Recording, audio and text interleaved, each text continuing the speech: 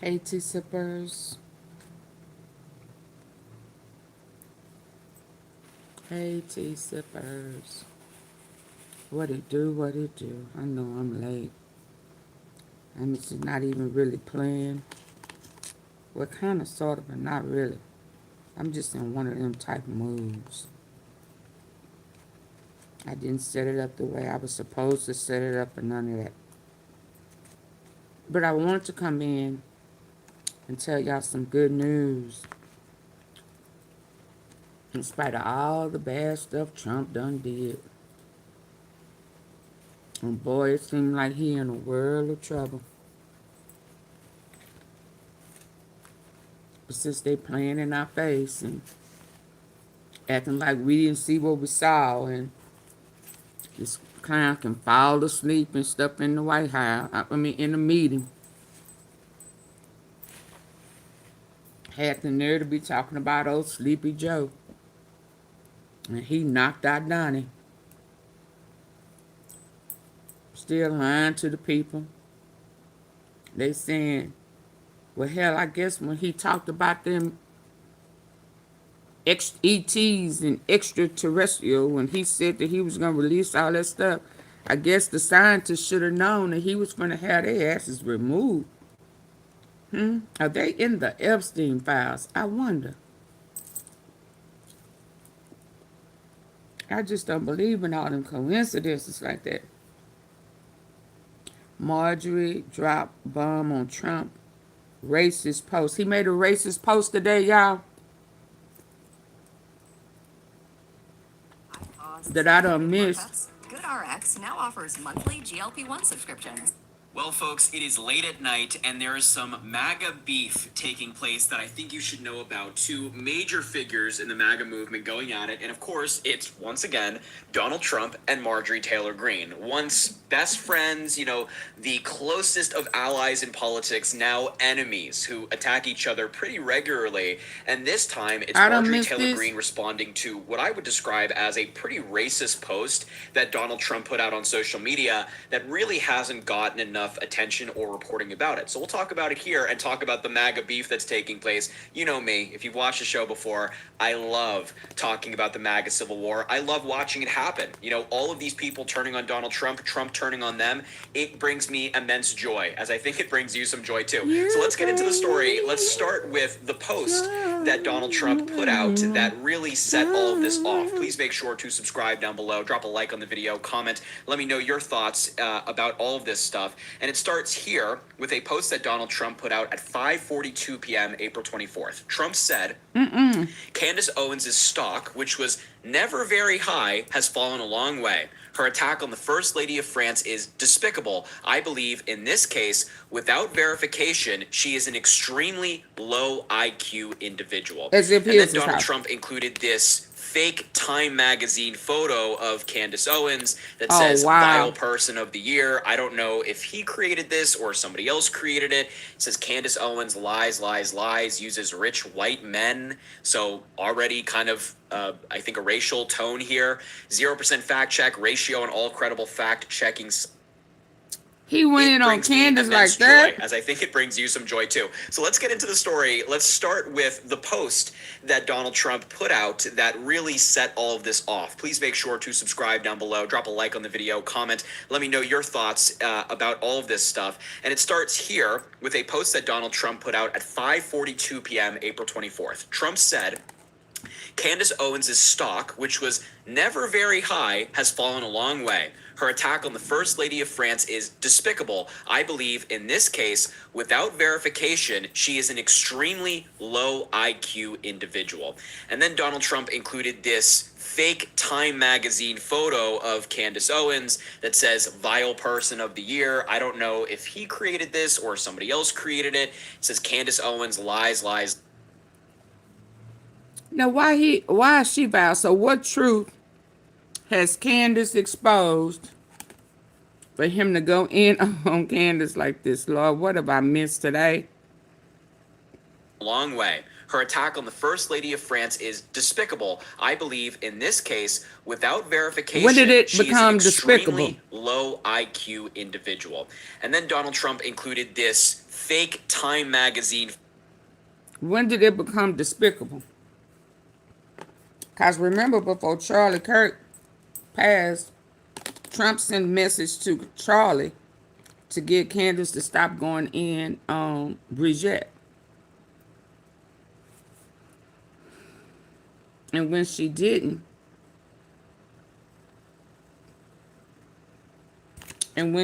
stop, then Donald Trump called her. Remember? And said it had something to do with steel.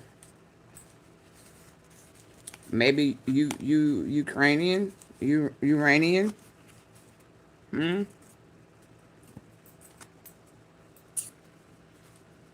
Y'all remember that?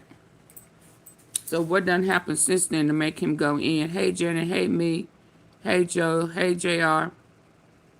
Hey, y'all. I'm sorry. I'm just not seeing y'all.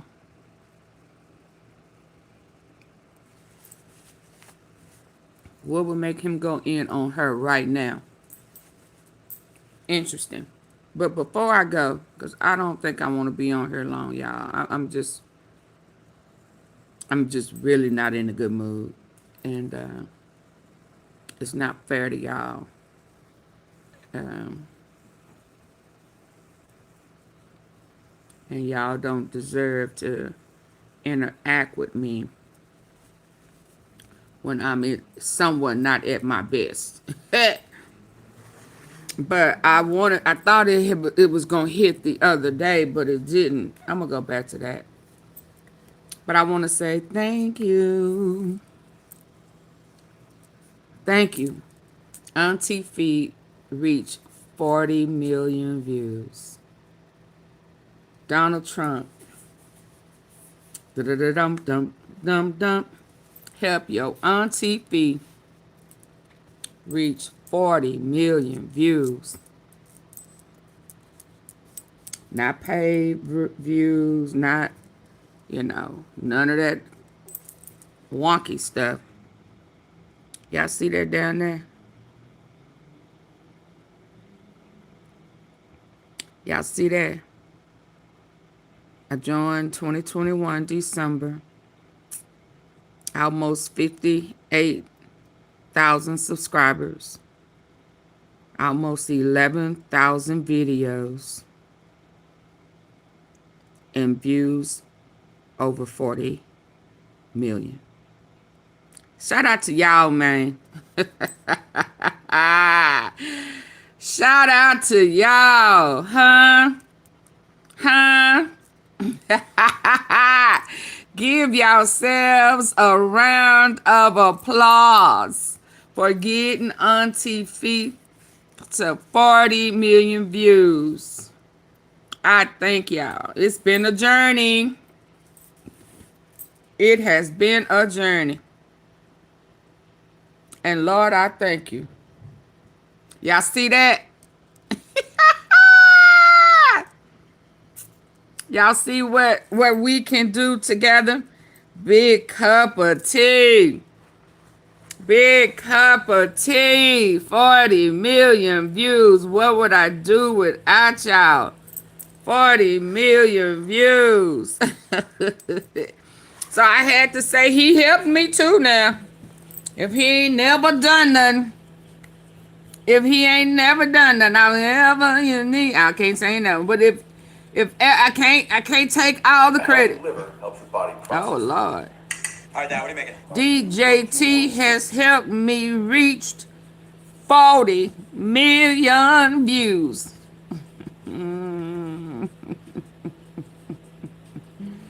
Can y'all believe that? See what? Let me see something. I got a headache, y'all. I dread later on today. It's after midnight, so I dread. Oh, okay. We got some catching up to do.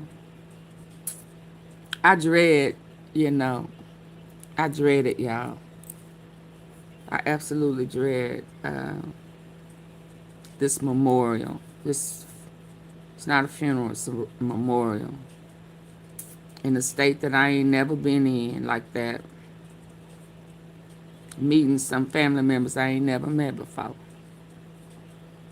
And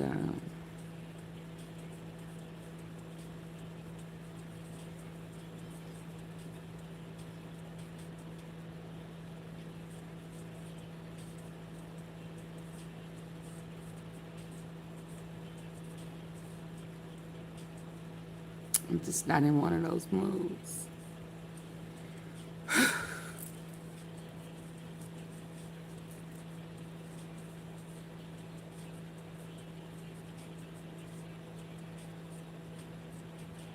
And I don't even know if I want to try to get, I done missed dang near the whole day of info. And I just don't know. I just don't, y'all bear with me. I can't even, I thought showing y'all these 40 million views would perk me up enough for me to give y'all something. So I'm going to try to press my way on through this, but I'm telling y'all.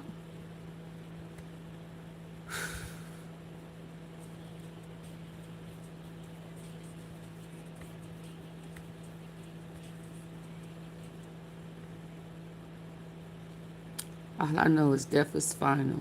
And I don't know how you live. I don't care to know.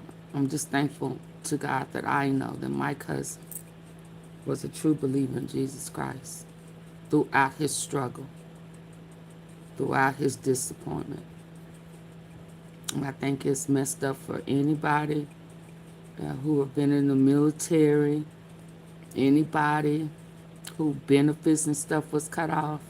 My heart goes out to anybody who's feeling this struggle unnecessarily because of some greedy old elite men. Greedy. Trying to rewrite the gospel. Thinking they God. Oh no. Just greed. It don't make no sense to me. But I know it's a lot of people suffering. A lot of people can't pay their bills. A lot of people can't get their medicine. Just a lot of stuff going on. And right now I'm just feeling like it's unnecessary.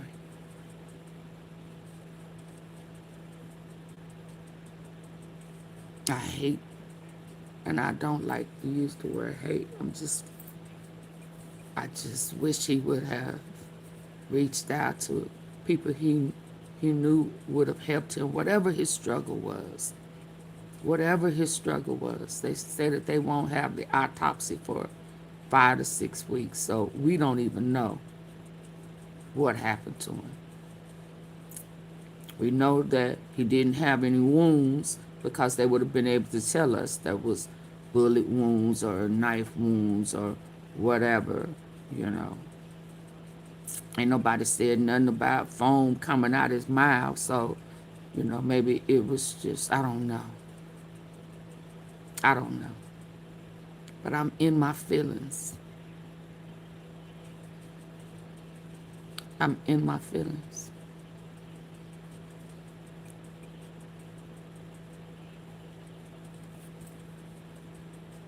And right now may not be the time, but let me try to find something from somebody that I'm familiar with, because I don't know what done happened, but my regulars ain't pulling up right about now. Let me get over here. And let me try to give y'all something today.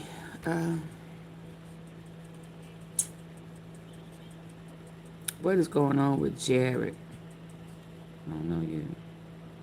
Trump revenge plot against CIA director. Who was the CIA director? Trump rushes out of D.C. before what?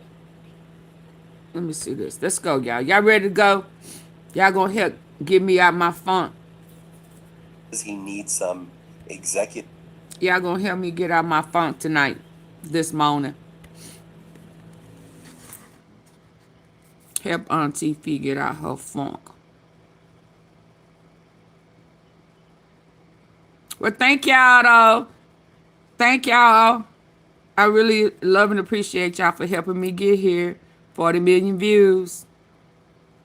40 million views. Y'all saw it for yourself. Y'all saw the tally. Let's go. of time, and this is very odd because he's supposed to attend the White House Correspondents' Dinner.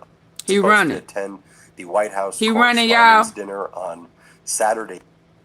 Donald Trump has unexpectedly Oh, abandoned Washington, D.C. Hold on. I need to finish this with Candace. I'm sorry.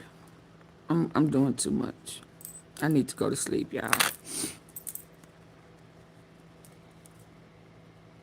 I'm sorry. Let me go back to see what this is with him and Candace. Let's go.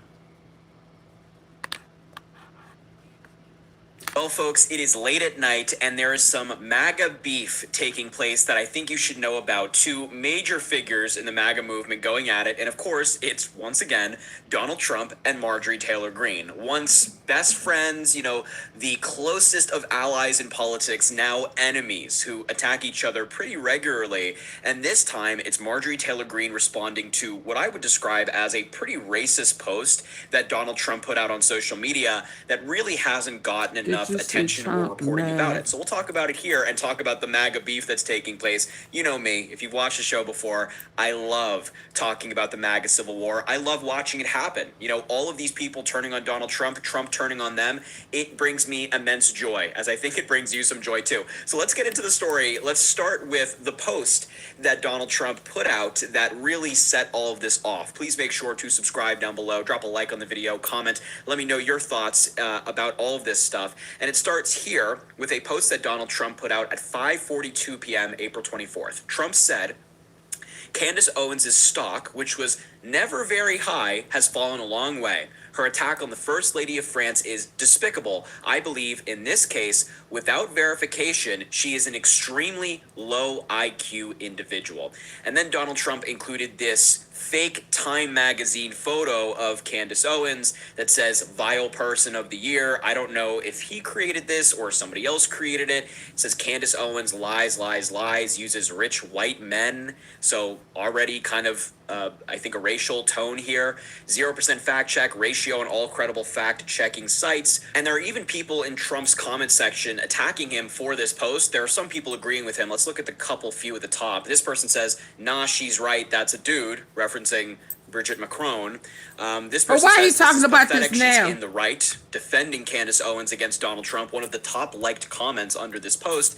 Then there are other people putting memes of like the MAGA commentators who have turned on Trump together, the low IQ view, or this person saying, so very true, Candace is paid to divide the Republican Party along with Tucker and Meghan. So some disagreement, agreement with Donald Trump, but that's the post that really pissed people off. And for your information, I do think this is important to note, just minutes after Donald Trump attacked Candace Owens with that post, at 5:49 p.m., he decided to call Hakeem Jeffries, also a black man, a low IQ individual. You know, that seems like Donald Trump's go-to insult when it comes to people of color, you know, further displaying his very open racism. Absolutely. Really no, she getting close to the truth. Especially when talking about people of color this or little immigrants. thing. He even adds at the bottom, to make it even worse, Hakeem, a fine American name. Like, what do you mean by that? Like, of course, Hakeem is a fine name.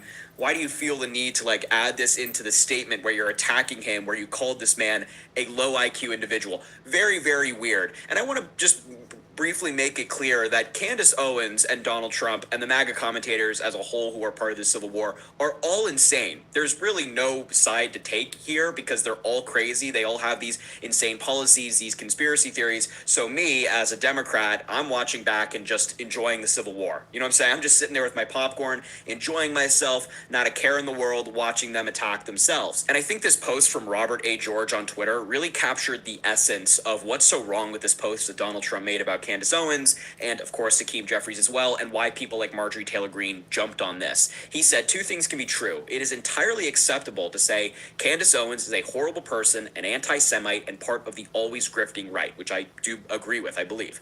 It is also acceptable to recognize that this is a mock-up, a vile depiction of Owens trafficking in classic racist and misogynistic tropes of black women, quote, uses rich white men, nice touch there. I'd say it is below the president of the United States, but that train left the station a long time ago. And that's the thing, I think, that's the right tone to take here, which is, you know, Candace Owens is a bad person in her own right. It doesn't make Donald Trump being a racist piece of crap acceptable at all. Right? I think we can all agree with that. And that's where Marjorie Taylor Greene comes in, responding to Trump's post directly, saying Trump hates women who he can't control, who don't worship him, women who actually worship God and are much more intelligent than he is, women like Candace Owens. This cruel post about Candace looks like something Laura Loomer would conjure up as she gives Trump his talking points, policy decisions, and political advice, which is literally destroying him in the Republican Party. And this is true, by the way. If you wanted to feel even more queasy about the Trump administration, Laura Loomer has played a major role in some policy decisions, some firing decisions as well. It is insane. Trump refused to support the women who were victims of Epstein. He called me a traitor for supporting them and not bowing to them. He is attacking Megyn Kelly and Candace Owens. Also, the only people in his cabinet that he's either fired or privately told to leave are women, that being Kristi Noem, Pam Bondi, and Lori Chavez DeRemer, which is also a really good point that I think doesn't get enough attention as well. I mean, like, we have people like Pete Hegseth, Kash Patel, who are drinking on the job, and they haven't been fired. Now, don't get me wrong, all of the people Marjorie Taylor Greene just mentioned deserve to be fired, but where's the firing of Pete Hegseth? Where's the firing of Kash Patel? I mean, where is this stuff? He appointed Elise Stefanik as ambassador of the UN, then took it away without even a care after all she did to support him just because Johnson told him to. No matter what you think about any of us women, as we are all different from each other, whether you like us or not, one thing is incredibly clear: Trump hates women, and posts like this one is going to turn the majority of women in America against him. Now, Marjorie Taylor Greene is right to attack Donald Trump on this. She's right to point out the flaws and the disgusting nature of this post. But I once again have to say that, number one, Marjorie Taylor Greene isn't suddenly a good person. She is, of course, still crazy as well. And number two, you didn't realize this sooner? I mean, really? You didn't realize sooner that Donald Trump hates women? I mean, what she was thought it that she was confused the you? Was it only the assault one. cases against him, the accusations against him, the taking away of women's rights, the demonizing women, calling them pigs, saying, quiet down, piggy? What part really confused you and couldn't have you previously say that, yeah, Donald Trump hates women? I'm just confused because he has a long history of this stuff. And now when he attacks Candace Owens, now the light bulb goes off.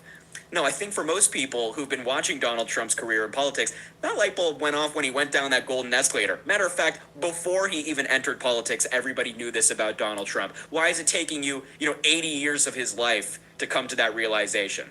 It just is annoying. It just is annoying. Mike Nellis added, who I'm a fan of, he hates the women he can control too. He just hides it better. That's also a good aspect of this, that Donald Trump doesn't just hate the women he can't control. He hates just women. Right? It's just broad. He hates women. That's what Donald Trump is. That's what he does in his administration. That's what he does with his policy. And I actually appreciate Marjorie Taylor Greene calling it out. The saying goes, better late than never, but you'd hope that maybe it came a little bit sooner than right now. Right? It was just a little bit sooner. So, and then Marjorie Taylor Greene also attacked Donald Trump's former campaign manager, Chris LaCivita, who has also attacked me on social media, might I add. And I won't read you the entire thing because this is a separate beef, but to show you just how deep this goes between like the MTG faction of the MAGA wing and the Donald Trump faction, she says, you are... Sorry. I'm going to keep my cool. You are big and fat and rich beyond your wildest dreams, devouring Republican donations and burning that money supporting the most hated elected Republicans like Lindsey Graham and John Cornyn, while burning Israel money trying to defeat America First Liberty champion Thomas Massie. How are you feeling after losing bigly, almost as big as your belly, in your home state of Virginia because you refused to use all that precious donor money to even fight to protect your own state from Democrat redistricting? What a disgraceful Republican consultant you are. And I think the saying that comes to mind as we're watching people attack Donald Trump and attack the MAGA commentators is really a broken clock is right twice a day, isn't it? You know what I mean? Isn't it? When Donald Trump calls Candace Owens crazy, when he calls Alex Jones crazy, Tucker Carlson crazy, Megyn Kelly crazy, it's like, Yeah, well, yeah. Yeah, and then when they call Donald Trump crazy in return, it's also like, yeah, I mean, yeah, that is true. So a broken clock is right twice a day, even if it's coming from the most insane people. And they're only right about this. They're not right about anything else. They're not right about policy. They're not right about their political analysis. I mean, really, this is the only thing they've ever gotten right in their political careers. But nonetheless, I enjoy it. I like watching the MAGA Civil War. So I'll leave the video there. Thank you so much for watching. Please make sure to subscribe down below. Drop a like on the video. Comment. Let me know what you think about... Think he a piece of cow manure. That's what I think. Let's get back over here. Flying out right now, apparently to head to Florida. He says he needs some executive time, and this is very odd because he's supposed to attend the White House Correspondents' Dinner on Saturday evening, but he just jetted out of the White House, didn't really give anybody notice. If you look at his calendar, it says he needs executive time. People are speculating maybe he's doing a fundraiser out there. There's a crypto conference taking place in Florida. Is he going to embarrassed Mar-a-Lago because he on the went to taxpayer sleep. time to go golfing yet again? Is that like his therapy as he's deeply stressed out and panicking over the fact that Iran refuses to give in to his threats? And so you see him right here boarding Air Force One. Again, not looking very healthy at all. We've commented on his physical and cognitive decline. I mean, it's getting really, really bad. And right as he was boarding Air Force One, he started posting these like very racist memes over and over again. I mean, real sickening stuff. He posts this. I mean, look, I'm no Candace Owens fan. I'll be clear about that. But I mean, just posting Why they got these to racist reiterate images that? of Candace Owens and then making racist statements about Hakeem Jeffries is really just atrocious human being conduct.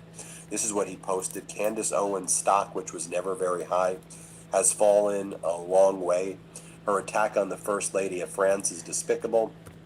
I believe in this case, without verification, she is an extremely low IQ individual, and he posts this bizarre image that says Vile Person of the Year, Time Magazine, Candace Owens, lies, lies, lies, uses rich white men, it says, protects sex offenders, 0% fact checking. She called him ratio on out. all credible fact checking sites.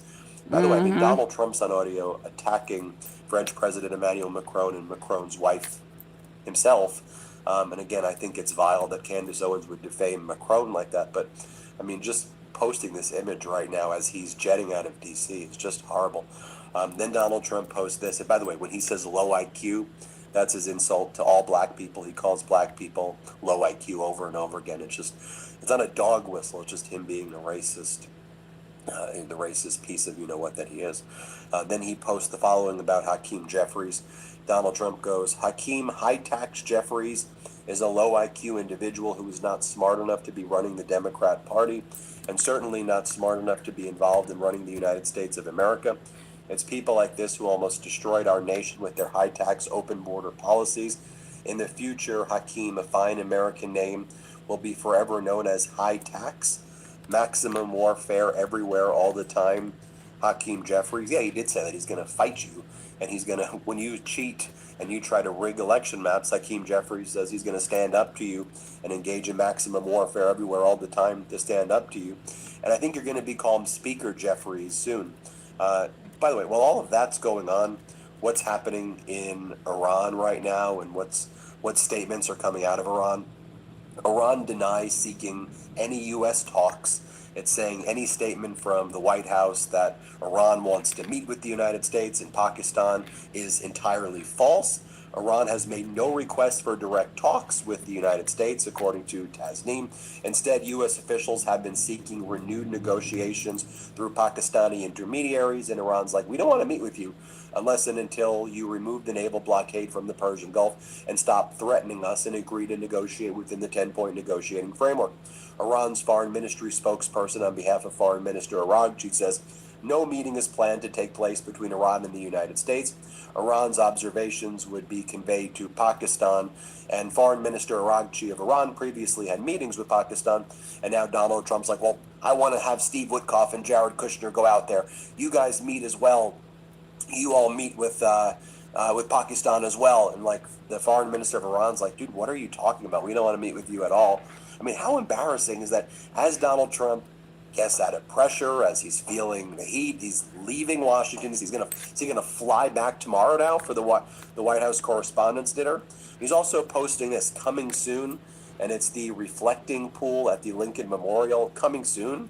And then he posts, "This is the reflecting pool at the Lincoln Memorial, 2,500 feet at length." Okay, then he posts this. "The first time Lafayette Park fountains opposite the White House have worked in decades. My great honor to have funded the project and many others and helped Donald J. Trump." I mean, you're taking credit for these two fountains at Lafayette Park? What? Then he posts this. "This is the reflecting," I'm telling you, these are real posts that he's making right now. "This is the reflecting pool at the Lincoln Memorial, 2,500 feet, the length of the tallest building in the world, starting the final phase of renovation that was supposed to cost $301 million and take 3 years, and was instead done with the help of the Secretary of the Interior, Doug Burgum, and his entire department, and a much better final result. $2 million in 1 week." Again, post after post after post. Then he posts the following. "People and companies that have taken advantage of our country for decades because of the horrible and ridiculous United States Supreme Court decision on tariffs are now supposed to be given back $159 billion. All they had to do was one little half sentence. Quote, that the United States does not have to pay back monies that were already paid, and our country would be $159 billion richer. That's more than most countries are worth. Think of it. Just one half sentence, and we would have saved $159 billion. Couldn't they have done that for our nation, Donald J. Trump? How about the fact that you stole $159 billion by reflecting?" I'm telling you, these are real posts that he's making right now. "This is the reflecting pool at the Lincoln Memorial, 2,500 feet, the length of the tallest building in the world, starting the final phase of renovation that was supposed to cost $301 million and take 3 years, and was instead done with the help of the Secretary of the Interior, Doug Burgum, and his entire department, and a much better final result. $2 million in 1 week." Again, post after post after post. Then he posts the following. "People and companies that have taken advantage of our country for decades because of the horrible and ridiculous United States Supreme Court decision on tariffs are now supposed to be given back $159 billion.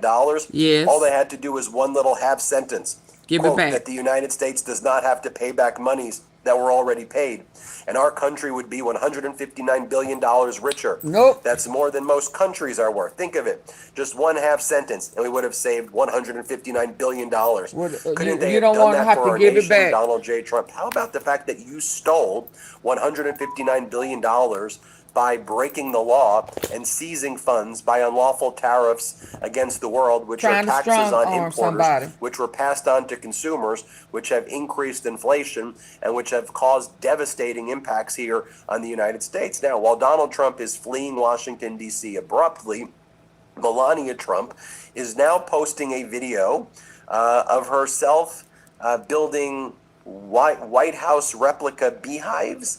This is a real video that they're posting now on the White House High account. erotic behavior. Yep. Now she's into saving the bees.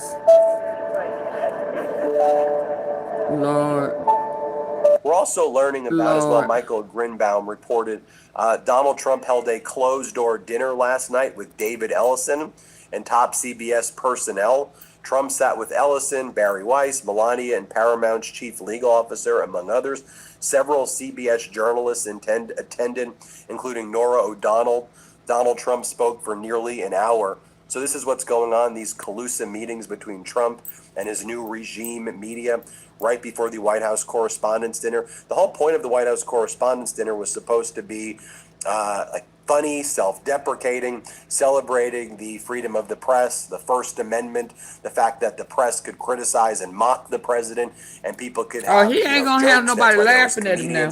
Now there's no comedian at the White House Correspondent Dinner, and instead it's being used for Donald Trump to collude, apparently, with state regime news in order to get out his propaganda, as he is caused this horrific situation with Iran now controlling the Strait of Hormuz and America being utterly screwed.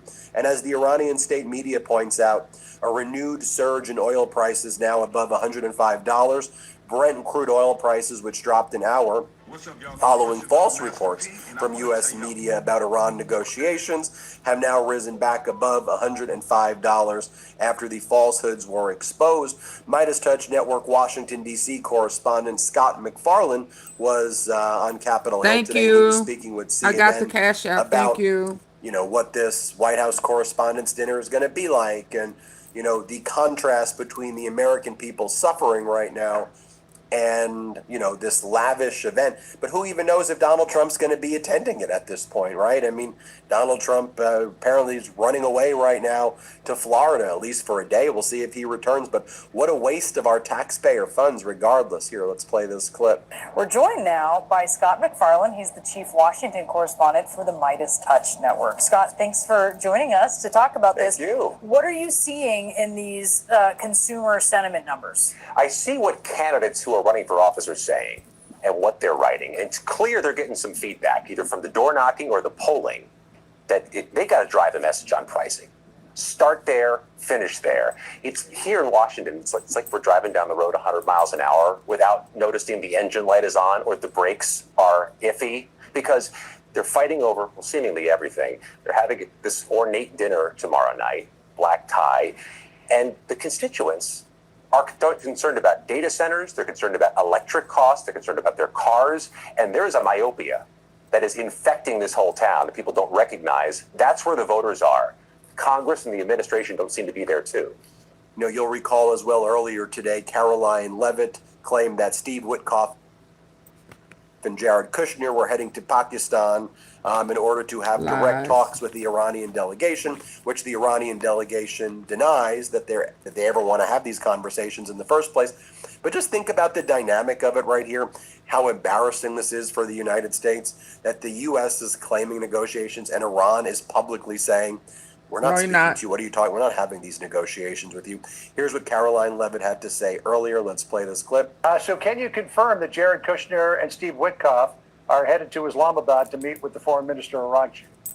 Well, thank you, John, for having me. It's great to be with you as always. And yes, I can confirm Special Envoy Witkoff and Jared Kushner will be off to Pakistan again tomorrow morning to engage in talks, direct talks intermediated by the Pakistanis, who have been incredible friends and mediators throughout this entire process, with representatives from the Iranian delegation. Look, the Iranians reached out, as the president called on them to do, and asked for this in-person conversation. So the president is dispatching Steve and Jared to go hear what they have to say. And we're hopeful that it will be a productive conversation and hopefully move the ball forward towards a deal. And just so you can remember, when Donald Trump, it's just like Donald Trump's attacking Candace Owens and saying one of the things is that I don't like the way she talked about Macron's wife. Well, here was what Donald Trump said a little bit ago about Macron's wife. Here, yeah, clip. let's go. So he gets off public says, man, that was easier than I thought.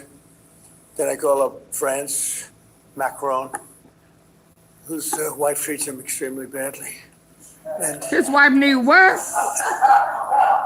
His wife need what? so he gets off public says, man, that was easier than I thought. Then I call up France, Macron, whose wife treats him extremely badly. Oh, okay. And he's still recovering from the right to the jaw. And I say, Emmanuel, we'd love to have some help in the Gulf, even though we're setting records and knocking out bad people and knocking out ballistic missiles. We'd love to have some help. If you could you please send ships immediately? No. Cannot do that, no. We can do that after the war is won. I said, no, I don't need after the war is won, Emmanuel. Many of them said, we'll be there after the war is completed. And so I learned about NATO. Anyway, there you have it, folks. Let me know what you think. Hit subscribe. Let's get to 7 million. So it's okay for her to talk. Everybody for watching. Love this video. For you to talk about it, but she can't tell the truth.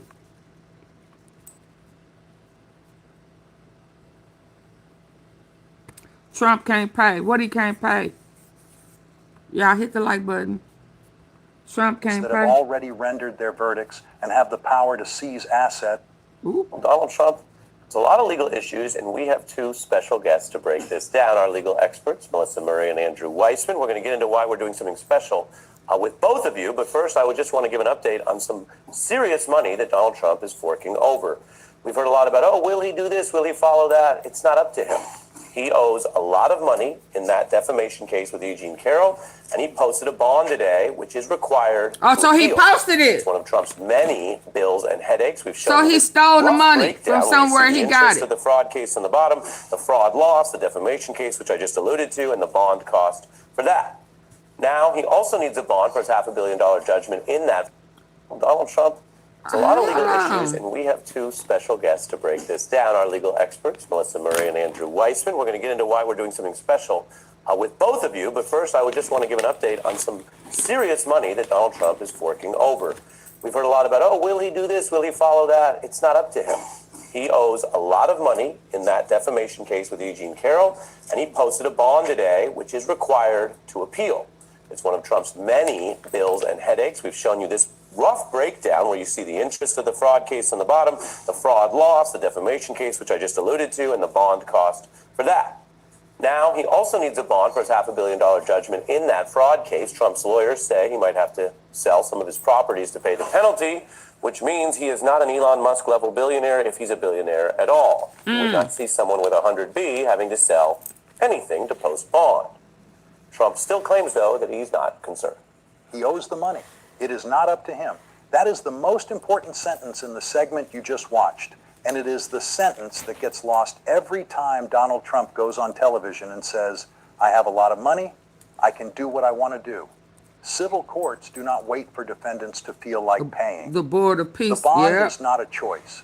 The deadline is not a suggestion. He's been stealing for a minute. And the money, in two separate civil cases with two separate judgments totaling, at the time this segment aired, somewhere between $500 million and $600 million, is owed to private parties and to the state of New York, enforced by courts that have already rendered their verdicts and have the power to seize assets if the bonds are not posted. The segment you just watched was broadcast in early March 2024, in the days when Trump was simultaneously trying to secure a $91.6 million bond to cover his defamation verdict to Eugene Carroll and confronting a $454 million civil fraud judgment from the New York Attorney General's case, a judgment that, with interest, had grown to more than $500 million, and for which his lawyers were telling courts they could not secure a bond at all. His lawyers were saying he might have to sell properties. Trump was on television saying he does not worry about anything. Here is the full story of what Eugene Carroll's defamation case established, and what the verdict required, what the New York civil fraud case found, and what the $500 million judgment represented, what the bond requirement is and why it matters, what Trump's lawyers said about his ability to pay, and what that revealed about his finances, what ultimately happened to both judgments on appeal, what the broader legal landscape of Trump's civil and criminal exposure looked like at the time the segment aired, and what accountability in civil courts looks like versus what people expect from criminal proceedings. How close are you to securing the bond, or what you need for that? I have a lot of money. I can do what I want to do. So you're not Never worried? used before. You're not worried about the money? I don't worry about anything. No, I don't worry about the money. We are here with our guest, Professor Murray. He owes this money, and if you talk to people casually about it, they say, oh, nothing works. Is he ever going to be held accountable? Well, in civil cases, money is the only thing you're held accountable for, and it seems that this shows, in this case, in the New York Times, and eventually in the fraud case, when it's due, he has to pay even if he wants to appeal. Yeah, that's a really important point. There's a lot of attention on the 4 criminal cases. Obviously, we wrote a book about the 4 criminal cases, but it's worth remembering that these civil cases are also real sources of accountability. He's going to be on the hook for serious financial penalties. He's posted bonds, as you say, and there are real consequences associated with that financial loss, as well as some of the other penalties, including limiting the degree to which he can do business in the state of New York from that case about the overstating of his assets to the New York State. But before we continue, if you're enjoying the video, subscribe to Daily News Minutes, leave a like, and comment below what you think about this story. Let me explain what Eugene Carroll's defamation case established and what the verdict required Trump to pay. Because the $83.3 million judgment is the result of a specific finding that has been confirmed on appeal and is not a legal theory. It is a settled verdict. E. Jean Carroll is a longtime magazine columnist who first publicly accused Trump of rape in a 2019 book excerpt. The allegation described an encounter in a Bergdorf Goodman dressing room in the mid-1990s.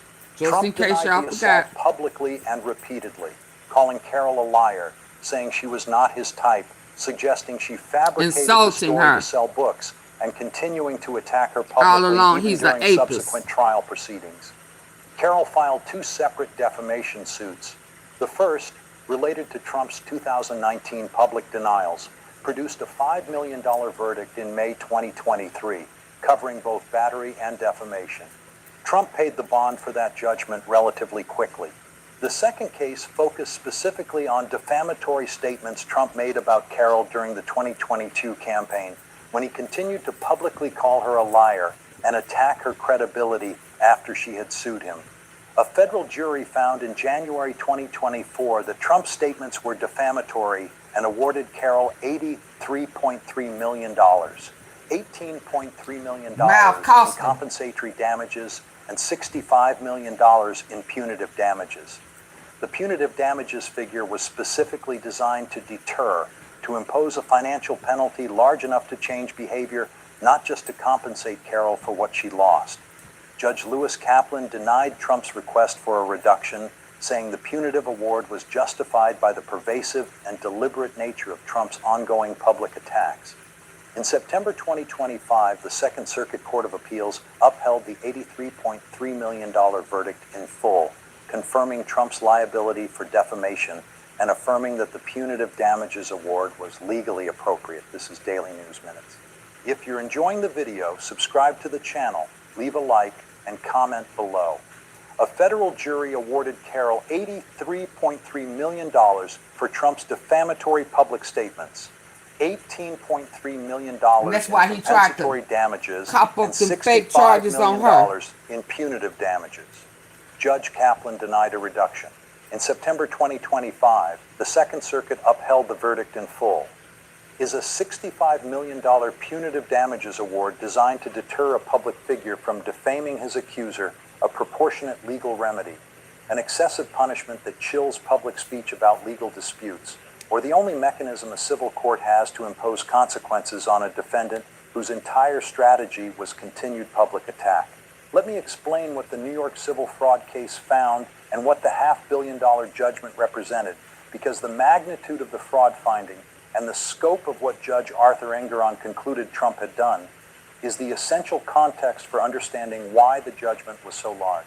New York Attorney General Letitia James filed the civil fraud lawsuit in 2022 under New York Executive Law Section 6312, which allows the Attorney General to pursue persistent fraud and illegality without requiring individual victims to bring private lawsuits. The case alleged that Trump, his 2 adult sons, Donald Trump Jr. and Eric Trump, and the Trump Organization had engaged in years of systematic fraud by submitting financial... All of them are in trouble because of their daddy. Daddy's not a good parent. Now, they may be rich, but what does it profit a man to gain the whole world and lose his soul, though?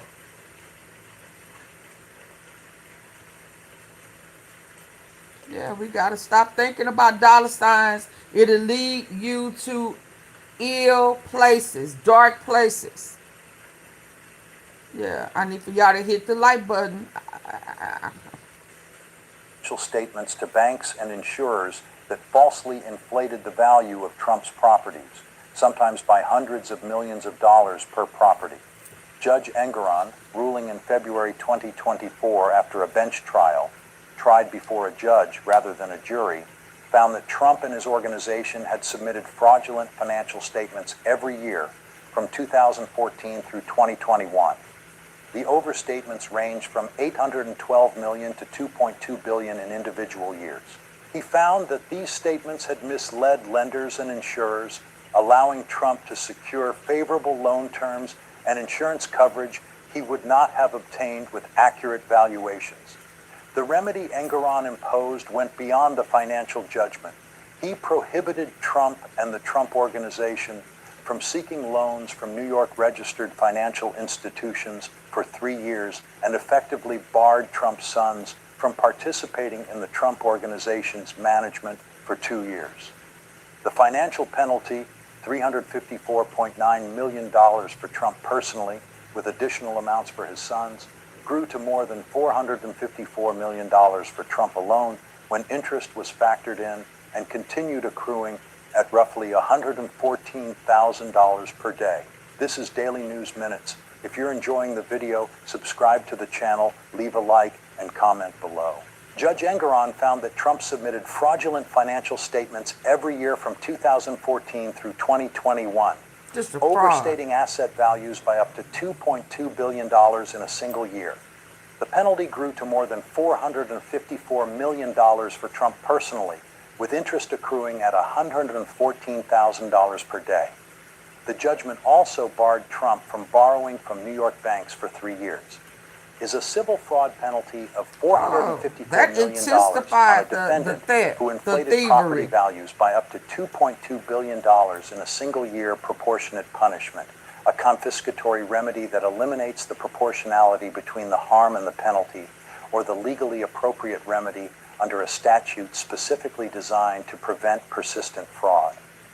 Let me explain what the bond requirement is and why it matters procedurally, because the segment's anchor correctly identifies that Trump's ability to delay payment while appealing is not a choice. It is a conditional legal mechanism that requires him to secure a bond. When a civil defendant wishes to appeal a money judgment, they do not simply file papers and wait. Courts require defendants to post a bond, or in some cases deposit cash, in an amount that typically equals 110% of the judgment, covering the judgment itself, plus expected interest during the appeal period. The bond is underwritten by a surety company, a third-party insurer that agrees to pay the judgment to the plaintiff if the defendant loses the appeal. The bond mechanism exists to protect plaintiffs from defendants who might dissipate assets, spend, hide, or transfer money and property during a lengthy appeals process. If there were no bond requirement, a defendant could appeal for years, during which time the plaintiff would be unable to collect, and at the end of the process, the defendant might have no assets left. The bond guarantees that the plaintiff will be paid eventually, regardless of what happens to the defendant's assets during the appeal. For the Carroll defamation verdict, Trump secured a $91.6 million bond, 110% of the $83.3 million award, underwritten by Federal Insurance Company, a subsidiary of Chubb. This process worked normally. For the fraud judgment, the bond requirement at 110% would have been more than $500 million. Trump's lawyers told the court they had contacted more than 30 surety companies and none would issue a bond of that magnitude. They asked the court to reduce the bond requirement to approximately $100 million. The appellate court ultimately reduced it to $175 million, which Trump posted in cash through Chubb. This is Daily News Minutes. If you're enjoying the video, subscribe to the channel, leave a like, and comment below. The bond mechanism protects plaintiffs from asset dissipation during appeals by requiring defendants to post 110% of the judgment through a surety company. Trump secured a $91.6 million bond for the Carroll verdict through Federal Insurance Company. For the fraud judgment, Trump's lawyers said no surety company would write a bond exceeding $500 million, and the appellate court reduced the requirement to $175 million, which Trump posted in cash. Is a defendant who can post $175 million in cash to secure an appeal bond a man who might have to sell properties to pay a judgment, or a man whose public statements about financial distress were tactical rather than accurate? Let me explain what Trump's lawyers said about his ability to pay and what that revealed about his finances, because the claim that he might have to sell properties was not made on television. It was made to a court under legal obligation to be accurate. In court filings asking the appellate court to reduce the fraud judgment bond requirement, Trump's lawyers stated that the $454 million bond at 110%, more than $500 million, was impossible to secure. They argued that he could not The obtain a broke bond of that orange. magnitude because surety that's where it companies was. would It was not on write Trump. bonds of that size on real estate assets, and that complying with the full bond Orange requirement ass. would require him to Tangerine. liquidate properties at unfavorable prices, potentially causing economic harm beyond the judgment itself. The claim generated immediate analysis. If Trump could not post a $500 million bond, it suggested that his liquid assets, cash, bank accounts, publicly traded securities, were insufficient to cover the bond without liquidating illiquid assets like real estate. In a surety arrangement, the bond company requires collateral. The company needs to be confident it can recover the bond amount from the defendant's assets if the defendant loses the appeal and defaults. Surety companies' refusal to write the bond implied they did not believe Trump's liquid assets were sufficient collateral. Trump had publicly claimed for years to be worth more than $10 billion. The bond filing suggested his liquid assets were far below what that net worth claim would imply. The segment's anchor makes this point directly. You would not see someone with $100 billion having to sell anything to post bond. The calculation the anchor is making is correct. A billionaire with substantial liquid assets can post bond for virtually any civil judgment. The difficulty Trump's lawyers described implied a ratio of illiquid to liquid assets that is inconsistent with the billionaire image Trump had spent decades cultivating. This is Daily News Minutes. If you're enjoying the video, subscribe to the channel, leave a like, and comment below. Trump's lawyers told the appellate court under legal obligation to be accurate that no surety company would issue a bond exceeding $500 million on his assets, implying his liquid assets were insufficient collateral even for a company that would be guaranteed repayment if Trump won his appeal. Trump's public claims of being worth more than $10 billion were inconsistent with a liquid asset profile that could not support a $500 million surety bond. Is a man who cannot get a surety company to write a $500 million bond against his assets a billionaire in any sense that the word is commonly used? Let me explain what ultimately happened to both judgments on appeal, because the outcomes of the appeals, which came more than a year after the segment aired, changed the financial picture significantly, though not entirely in Trump's favor. On the fraud case, in August 2025, the New York Appellate Court threw out the nearly $500 million penalty against Trump while preserving the underlying fraud finding. 4 judges agreed that Trump had committed fraud. They also agreed that Attorney General James had the authority to bring the case under the statute she had used. But the majority ruled that the penalty was excessive, likely unconstitutional under protections against grossly disproportionate civil penalties, and voided the financial judgment. The business restrictions Engoron had imposed, the borrowing ban, and the management restrictions on Trump's sons were reinstated by the appellate ruling. The $175 million bond Trump had posted was to be returned to him once the appeals process concluded. On the Carroll defamation case, in September 2025, the Second Circuit upheld the $83.3 million verdict in full. Trump's appeals arguments that the statements were protected speech, that the punitive damages were excessive, that he had been denied procedural rights, were rejected. The $83.3 million plus interest that had continued to accrue remained owed to Carroll. The net result, Trump's largest financial judgment, the fraud penalty, was thrown out on appeal, relieving him of the $500 million liability. His defamation judgment to Carroll was upheld and remains legally enforceable. This is Daily News Minutes. If you're enjoying the video, subscribe to the channel, leave a like, and comment below. The New York Appellate Court threw out the $454 million fraud penalty in August 2025 while preserving the fraud finding and reinstating business restrictions. The Second Circuit upheld Carroll's $83.3 million defamation verdict in full in September 2025. Trump's total civil liability was significantly reduced by the fraud penalty reversal, but the Carroll judgment, the one most directly tied to his personal conduct toward his accuser, survived. Is an appeals court that finds a defendant committed fraud, but throws out the financial penalty because it was excessive too lenient, constitutionally correct, or a reminder that the size of a civil penalty can create its own legal vulnerabilities on appeal. Let me explain what the broader legal landscape looked like at the time this segment aired, early March 2024, because the civil cases were happening simultaneously with 4 separate criminal indictments, and understanding the full scope of Trump's legal exposure in that moment helps explain why the segment's experts distinguish civil from criminal accountability.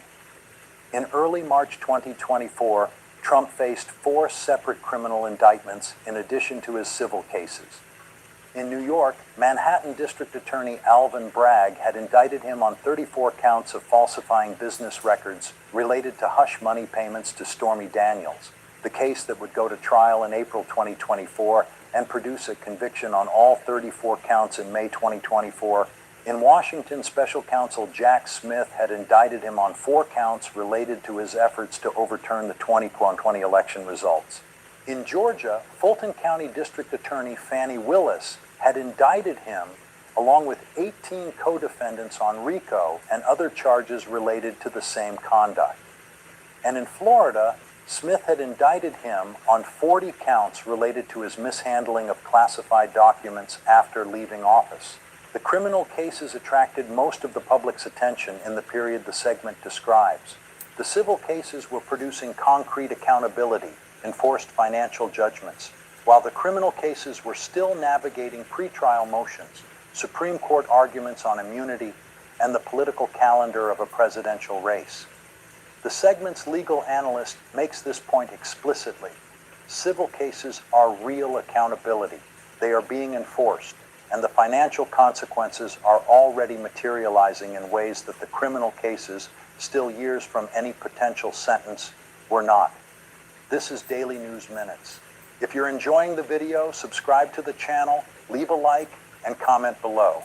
At the time this segment aired, Trump faced 4 criminal indictments: the Bragg hush money case, Smith's election interference case, Smith's classified documents case, and the Georgia RICO indictment, in addition to his civil judgments. The criminal cases were pre-trial. The civil cases had already produced enforceable money judgments. Is public attention that focuses almost exclusively on criminal indictments, while civil cases produce concrete accountability, a rational allocation of civic attention, or a consequence of criminal law's dramatic framing compared to the quieter machinery of civil enforcement?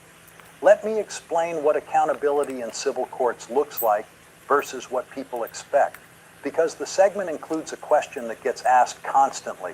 Is he ever going to be held accountable? And the answer in civil courts is already yes, in a specific and measurable way. Civil court accountability is financial.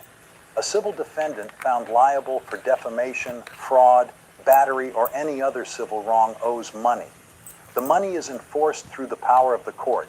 If the defendant does not pay and does not post an appeal bond, the plaintiff can ask the court to authorize the seizure of assets, bank accounts, real estate, financial holdings, to satisfy the judgment. Courts have the power to freeze assets, garnish accounts, and force the sale of property. These are not hypothetical enforcement mechanisms. They are regularly used against defendants who fail to comply with civil judgments. What civil courts cannot do is impose criminal punishment. They cannot send a defendant to prison. They cannot revoke a defendant's liberty. A civil finding of fraud is not a criminal conviction for fraud. A civil finding of defamation is not a criminal conviction for defamation. And because Trump's criminal cases were delayed, first by pretrial litigation, then by the Supreme Court's immunity ruling, then by the election and his return to the presidency, the criminal accountability that many observers expected has not materialized at the same pace. The civil accountability has. Carol received her judgment. The enforcement mechanism kicked in. The bond was posted. The interest accrued. When the appellate court upheld the $83.3 million in September 2025, the judgment became final, barring a further Supreme Court appeal, and Carol's legal team could begin enforcement if Trump did not pay voluntarily. This is Daily News Minutes. If you're enjoying the video, subscribe to the channel, leave a like, and comment below. Civil courts enforce money judgments through asset seizure, account garnishment, and forced property sales. mechanisms that have already been applied in Trump's cases through the bond requirements. Civil accountability does not produce prison sentences. Criminal accountability produces sentences, but has been delayed by pretrial litigation, the immunity ruling, and Trump's election. Is a legal system that imposes enforceable financial accountability through civil courts, while criminal accountability is delayed by procedural complexity and political immunity, a functional system or one that effectively protects powerful defendants from the consequences that matter most? And here's the final frame. He owes the money. It is not up to him. The anchor's observation at the top of the segment cuts through the noise of Trump's television performances. Accountability in civil courts is financial. There are no prison sentences. There are no perp walks. What there is a number, a deadline, and a bond requirement that the defendant cannot simply choose to ignore. The segment was broadcast at a moment when Trump was simultaneously fighting two of the largest civil judgments ever entered against a private American citizen, combined more than $500 million, while running for president and telling voters he does not worry about anything.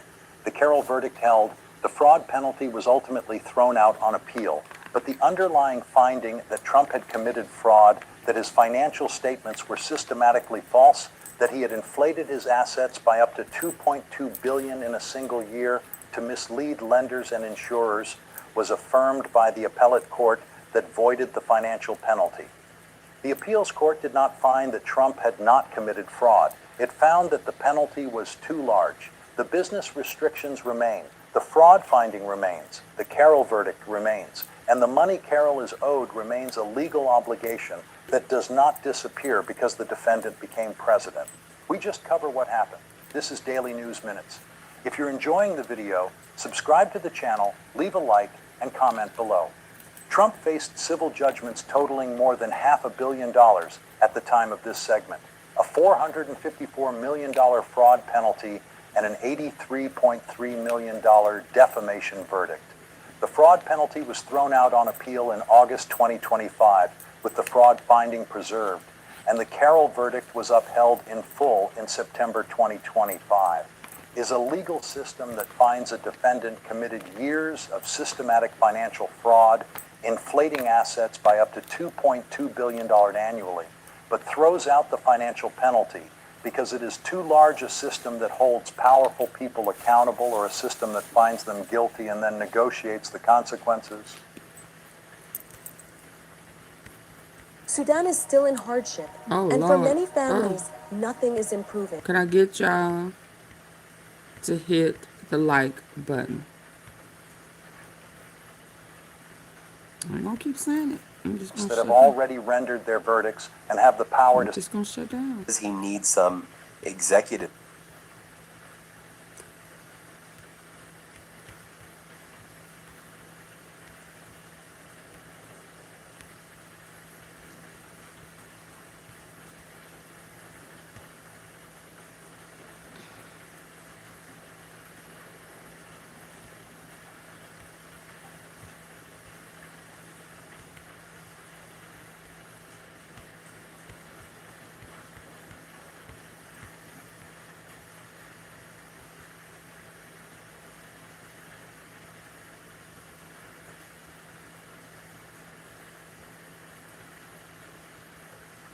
Hold on, I'm trying to get.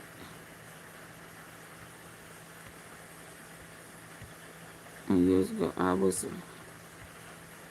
want to hear that. Get the likes up. Yep, but go ahead and leave. I don't care. I really don't care. I really don't care. I'm trying to get back to where I was.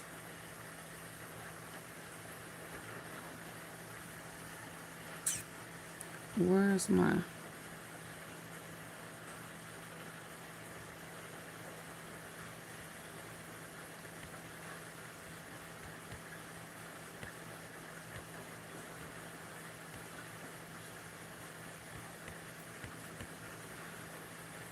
Let's hear this one. You know, I've been watching American politics for over 50 years now. I've seen bitter fights over budgets, impeachments, wars that tore this country apart. But I want to talk to you today about something I never thought I'd have to say out loud. The United States Pentagon, the headquarters of the most powerful military in human history, appears to have tried to intimidate the Vatican, not a rival government, not an adversary, the Catholic Church. Now look, I want you to sit with that for a second, because this isn't a cable news argument. This isn't left versus right. This is about something much deeper. The kind of country we are, the kind of power we choose to project, and whether we still believe that our strength comes from something bigger than brute force.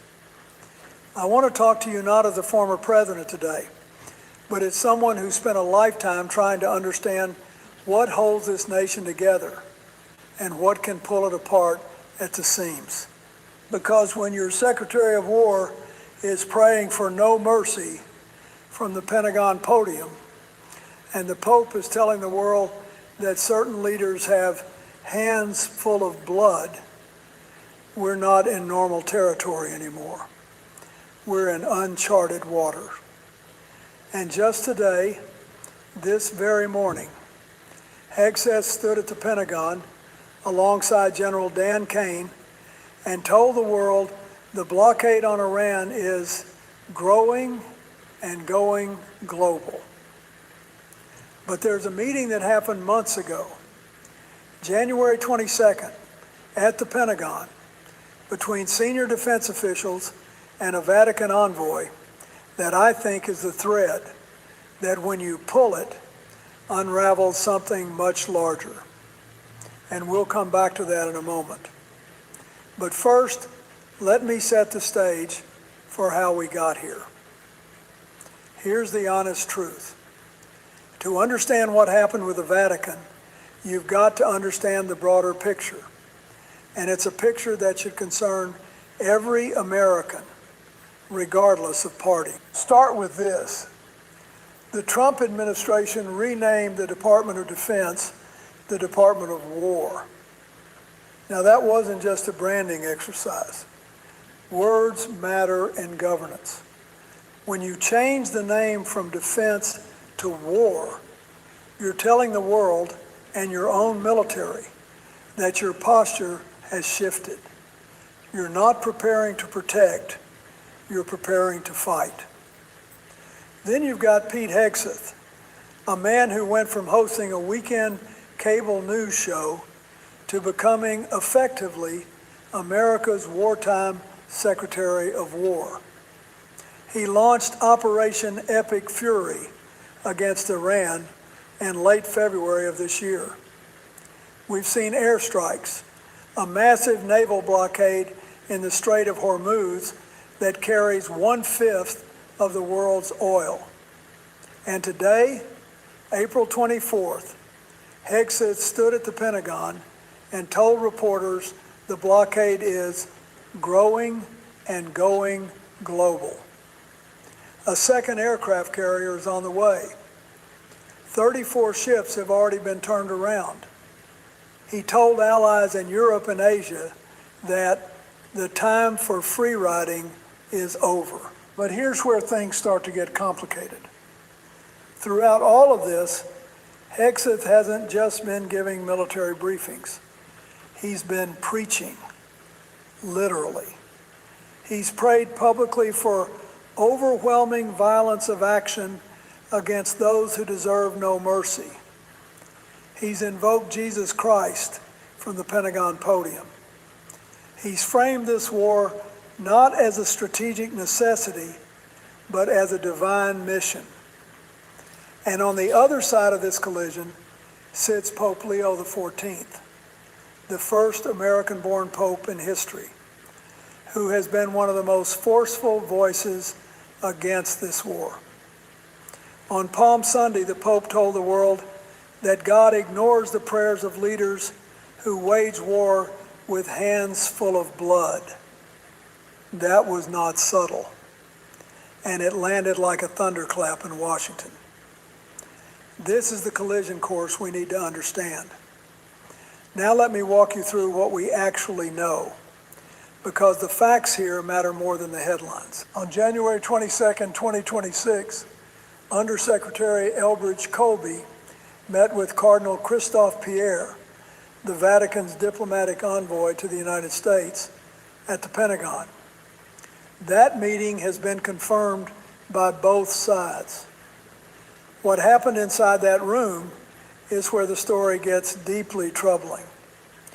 According to reporting by the Free Press, Colby warned the Vatican's representative that the U.S. military has the power to do whatever it wants, and that the church had better take its side. And here's the detail that should send a chill through anyone who knows their history. An official at that meeting reportedly referenced the Avignon papacy. That's the period from 1309 to 1376, when the French monarchy essentially captured the papacy and held it under political control for nearly 70 years.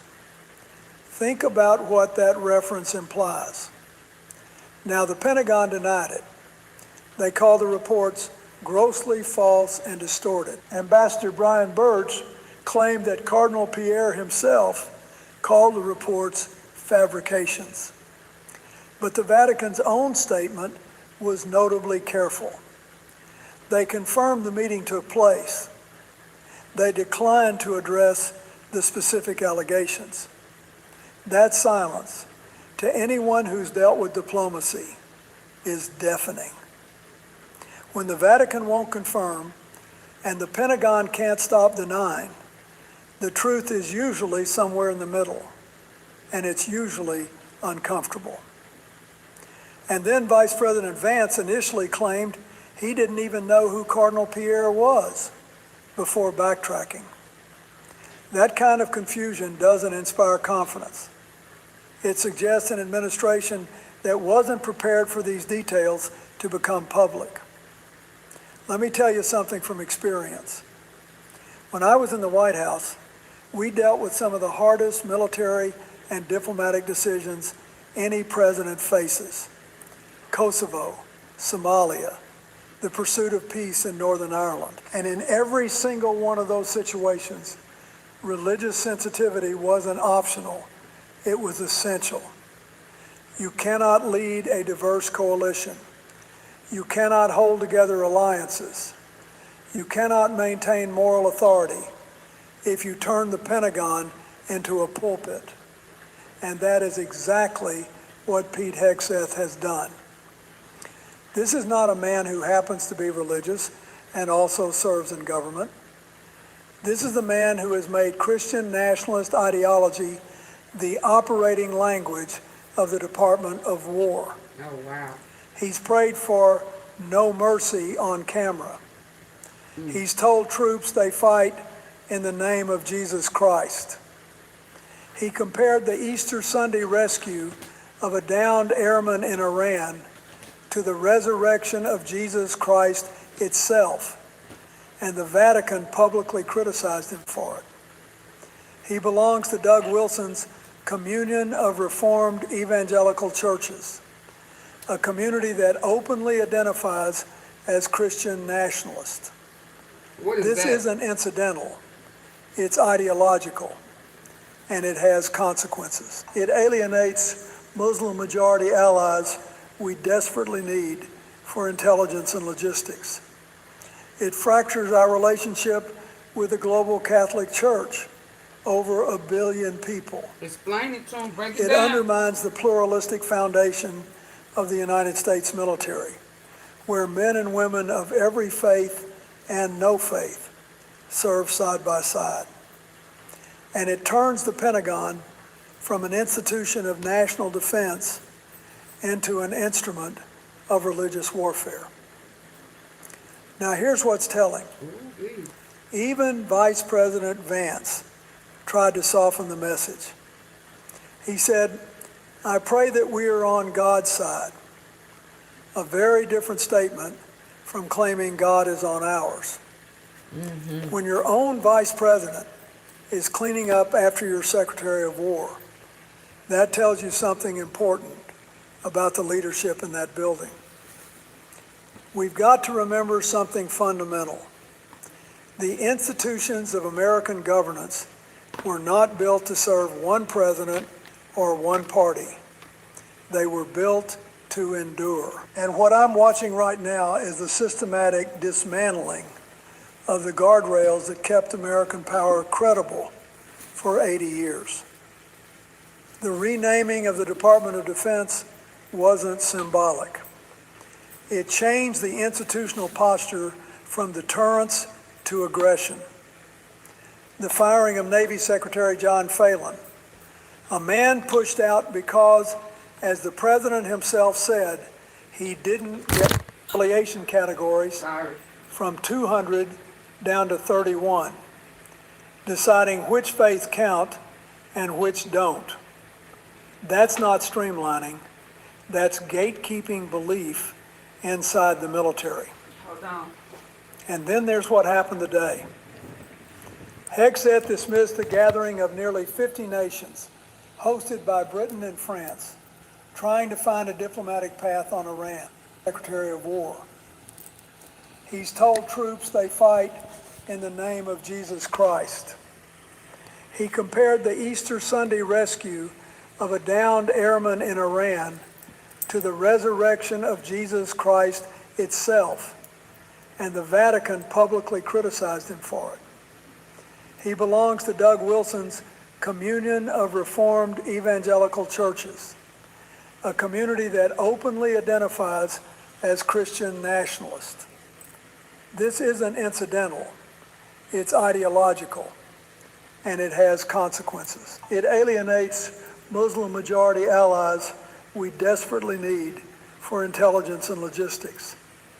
It fractures our relationship with the global Catholic Church, over 1 billion people. It undermines the pluralistic foundation of the United States military, where men and women of every faith and no faith serve side by side. And it turns the Pentagon from an institution of national defense into an instrument of religious warfare. Now here's what's telling. Even Vice President Vance tried to soften the message. He said, "I pray that we are on God's side," a very different statement from claiming God is on ours. When your own vice president is cleaning up after your Secretary of War, that tells you something important about the leadership in that building. We've got to remember something fundamental. The institutions of American governance were not built to serve one president or one party. They were built to endure. And what I'm watching right now is the systematic dismantling of the guardrails that kept American power credible for 80 years. The renaming of the Department of Defense wasn't symbolic. It changed the institutional posture from deterrence to aggression. The firing of Navy Secretary John Phelan, a man pushed out because, as the president himself said, he didn't get along. That's not accountability. That's a purge. When you remove people for disagreement rather than incompetence, you hollow out the institution from the inside. Hegseth even reduced the Pentagon's official religious affiliation categories from 200 down to 31, deciding which faiths count and which don't. That's not streamlining, that's gatekeeping belief inside the military. And then there's what happened today. Hegseth dismissed the gathering of nearly 50 nations, hosted by Britain and France, trying to find a diplomatic path on Iran. He brushed it aside like it was nothing. Meanwhile, we learned this week that he called Estonia's defense minister to say the U.S. is delaying delivery of HIMARS weapon systems Estonia already paid for because we've depleted our own stockpiles in just 39 days of bombing Iran. A loyal NATO ally told to wait. That sends a message to every country that buys American weapons. Our word may not be worth the contract it's written on. Connect this to the Vatican confrontation, the Spain-NATO dispute, the unilateral global blockade, and you see a pattern. The institutions we built after World War II, NATO, our diplomatic partnerships, the moral authority of American power, those weren't inherited, they were earned. And they can be lost in a single generation of recklessness. Now, I want to be fair here. I always try to be fair. There's a political calculation behind all of this. And it's not stupid, it's just short-sighted. The Trump administration won Catholic voters in 2024. Hex's religious rhetoric energizes a powerful evangelical base.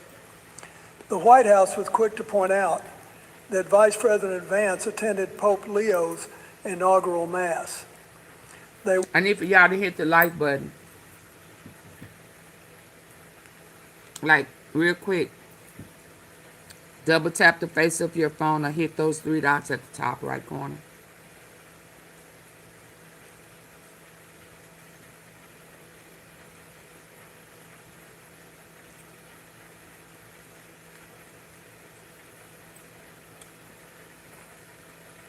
Double tap the face of your phone or hit the three dots at the top right corner.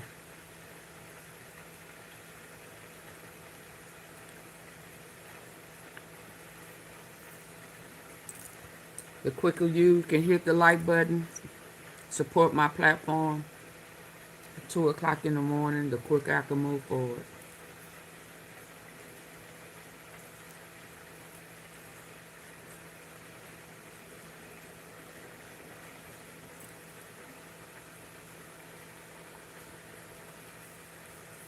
Hello, Melanie.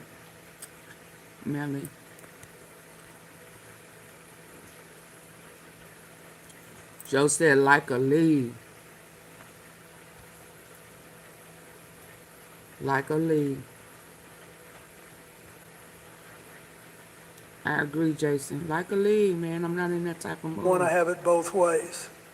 Claim a positive relationship with the church while using religious language. Are they Meanwhile, playing we with learned God? this I mean, week- how long have I been telling y'all that they playing with God?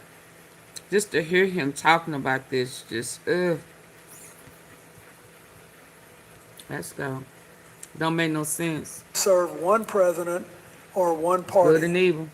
They were built to endure. And what I'm watching right now is And then the they not even systematic feeding them. So dismantling maybe that's the real of the reason guardrail. why they not feeding them. Maybe that's why they're not feeding our troops. No water. Making them feel like shit. Because that's all that's rolling down. I mean, oh my God, can you imagine being on a ship that smells and look, ugh. All of this is just trifling. It's just trifling. Muslim majority allies we desperately need for intelligence and logistics. It fractures our relationship with the global Catholic Church, over 1 billion people. It undermines the pluralistic foundation of the United States military, where men and women of every faith and no faith serve side by side. And it turns the Pentagon from an institution of national defense into an instrument of religious warfare. Now here's what's telling. Even Vice President Vance tried to soften the message. He said, I pray that we are on God's side. A very different statement from claiming God is on ours. When your own vice president is cleaning up after your Secretary of War, that tells you something important about the leadership in that building. We've got to remember something fundamental. The institutions of American governance were not built to serve one president or one party. They were built to endure. And what I'm watching right now is the systematic dismantling of the guardrails that kept American power credible for 80 years. The renaming of the Department of Defense wasn't symbolic.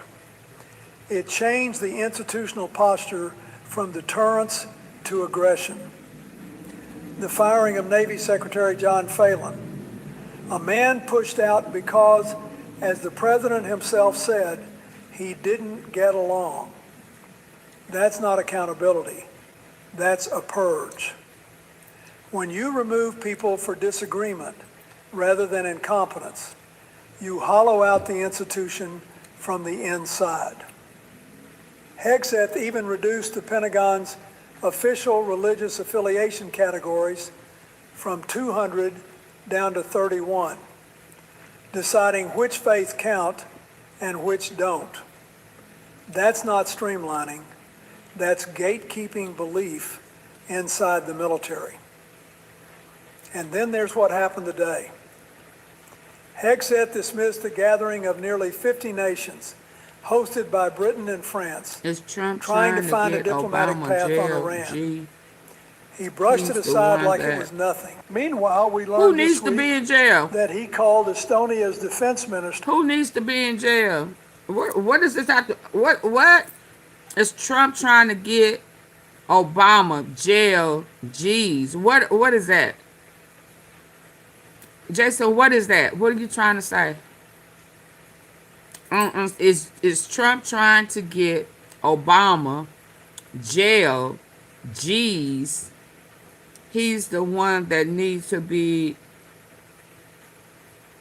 jailed. What the hell? I don't know what you mean by that. To say the U.S. is delaying delivery Yeah, I want you to of explain HIMARS that. I'm going to weapon go ahead and systems remove that. 'Cause Estonia already paid for because we've depleted our own stockpiles in just 39 days of bombing Iran. A loyal NATO ally told to wait. That sends a message to every country that buys American weapons. Our word may not be worth the contract it's written on. Connect this to the Vatican confrontation, the Spain-NATO dispute, the unilateral global blockade, and you see a pattern. The institutions we built after World War II, NATO, our diplomatic partnerships, the moral authority of American power, those weren't inherited, they were earned. And they can be lost in a single generation of recklessness. Now, I want to be fair here. I always try to be fair. There's a political calculation behind all of this, and it's not stupid. It's just short-sighted. The Trump administration won Catholic voters in 2024. Hegseth's religious rhetoric energizes the powerful evangelical base. The White House was quick to point out that Vice President Vance attended Pope Leo's inaugural Mass. They want to have it both ways. Claim a positive relationship with the church while You using can't put religious Obama in jail language for to justify military Russia. aggression. But Russia here's where the is strategy telling on falls him. apart. Russia is Franklin telling Graham on stood Trump. at the White House Russia and Trump and is in the compared Donald Epstein Trump to files. the biblical Queen Obama Esther, not. saying God He mad raised because him up Obama has more to power save the than him. Jews from ancient Persia, which is modern-day Iran. Think about what that means. You're building a theological justification for a military campaign. You're telling millions of Americans that this war isn't just necessary, it's sacred. And when political leaders start building religious narratives around military campaigns, history shows exactly where that road leads. It leads to crusades, not coalitions. It leads to moral certainty without moral accountability. And it eventually alienates the very believers it claims to represent. Because Pope Leo, an Augustinian theologian, isn't arguing politics. He's arguing Scripture. And he's doing it with the weight of 2,000 years of Catholic teaching behind him. I'm a man of faith, always have been. But I never once stood in the Situation Room and told my generals that God was on our side. You don't do that. Because the moment you do, you stop asking whether you're doing the right thing. You lose the humility that every leader needs. And right now, I don't see that humility anywhere near the So I don't know why people want to play with them lies. Let me share with you what I think happens from here. Because the consequences of all this are not abstract. They're coming, and they're coming fast. First, the ceasefire with Iran is hanging by a thread. Both sides are conducting tit-for-tat Obama can get things done that he never could. Iran is seizing cargo ships, claiming toll revenue on the waterway. The U.S. has boarded Iranian-linked tankers as far away as the Indian Ocean. President Trump has ordered the Navy to shoot and kill any boat laying mines. One miscalculation, one rogue speedboat captain, one misread radar signal, and this ceasefire collapses overnight. And when Hexet says today that the blockade is going global, he's not de-escalating. He's expanding the surface area for exactly that kind of catastrophic mistake. Second, the rift with the Vatican will deepen. Pope Leo XIV is not I need the life stop stuff if I'm going to the next one. I'm telling y'all that He's now. an American Pope leading a global church, and his moral authority with American Catholics is enormous. Double tap. Every time Hexeth invokes Jesus from the Pentagon, the Pope has both the standing and the obligation to push back. Third, the alliance structure is fracturing before our eyes. The Estonia weapons Spain-NATO dispute, Hexeth telling Europe and Asia to stop free riding. These signal to allies that America views partnerships as disposable. A Center for Strategic and International Studies report this week found that 39 days of war depleted over half our stockpiles for 4 of 7 key weapon systems. Some will take 4 to 5 years to replenish. That's not strength. That's strategic exposure. And fourth, watch the domestic faith community. Reverend William Barber is already leading weekly Moral Monday protests outside the White House. When you wage war in God's name, eventually God's people start asking questions. Right. And they should. Absolutely. Let me close with this. I want to be honest with you about something. Because it is most definitely spiritual warfare. Real. The threat they pose is serious. Any president, Democrat or Republican, would have to confront that reality. And I don't envy the weight of those decisions. I sat in that chair. I know what it feels like when the options are all bad and the clock is ticking. But the measure of American greatness has never been just our power. It's been our restraint. Not just our might, but our moral imagination. Roosevelt built alliances that won a world war. Truman built institutions that kept the peace. Eisenhower warned us about the dangers of unchecked military power. Even Reagan, a man I disagreed with plenty, understood that strength without wisdom is just destruction with a flag on it. Ooh-wee. What I see right now worries me. Not because America isn't strong enough to handle hard choices. Because we fighting the devil. We are. In high places. It worries me because the people making these choices seem to have confused the will of God with the ambition of men. They've confused military dominance with moral authority. They've mistaken the silence of intimidated allies for the consent of a convinced world. And they've burned through half our weapons stockpile in 5 weeks while telling a loyal NATO ally to wait in line. The strength of this country was never in one man's prayer at a podium. It was in the promise we made to each other that we would govern with humility, fight with purpose, build more than we break, and always find our way back to our better selves. That promise is being tested right now. And it's going to take all of us, Democrat, Republican, Independent, to make sure it holds. Because if we lose that, we don't just lose the policy debate. We lose the thing that made America worth fighting for in the first place. Thank you for listening, and God bless the United States of America. Hey, would you like your very own Shopify store? We're literally, and completely free, by the way. We are live streaming right now. Lights up. Back in July 2025.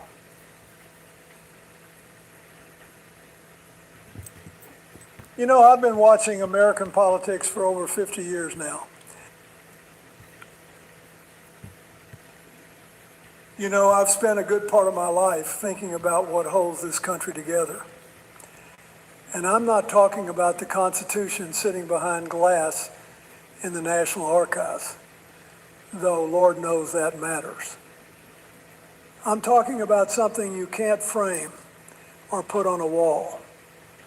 I'm talking about trust.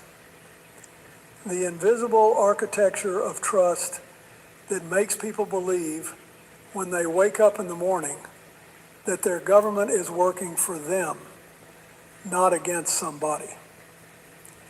Now look, today is April the 24th. You know, I've spent a good part of my life thinking about what holds this country together. And I'm not talking about the Constitution sitting behind glass in the National Archives, though Lord knows that matters. I'm talking about something you can't frame or put on a wall. I'm talking about trust. The invisible architecture of trust that makes people believe when they wake up in the morning that their government is working for them, not against somebody. Now look, today is April the 24th, 2026. And today the Department of Justice officially of trust that makes people believe when they, you know, I've spent a good part of my life thinking about what holds this country together. And I'm not talking about the Constitution sitting behind glass in the National Archives, though Lord knows that matters. I'm talking about something you can't frame or put on a wall. I'm talking about trust. The invisible architecture of trust that makes people believe when they wake up in the morning that their government is working for them, not against somebody. Now look, today is April the 24th, 2026. And today the Department of Justice officially dropped its criminal investigation into Federal Reserve Chairman Jerome Powell. Now, some folks are going to hear that and think, well, good, it's over. Let's move on. But I'd ask you to slow down with me for just a moment, because what happened over the past 5 months, from the subpoenas in January to the courtroom battles in March to this very day, tells us something far more important than who won or lost some political chess match. This wasn't about a renovation budget. These are website names that are still somehow available. So for Australian non-believers, australiaisn'treal.org.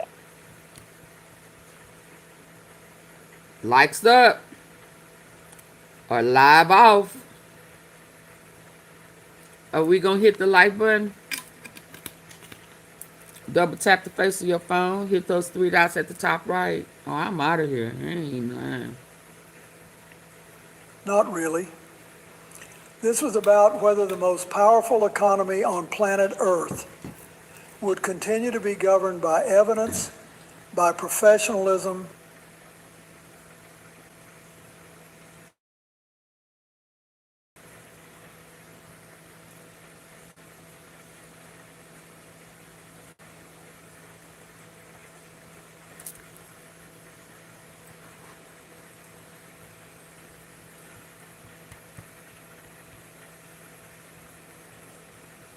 Lights up! Man, I'm sick of this.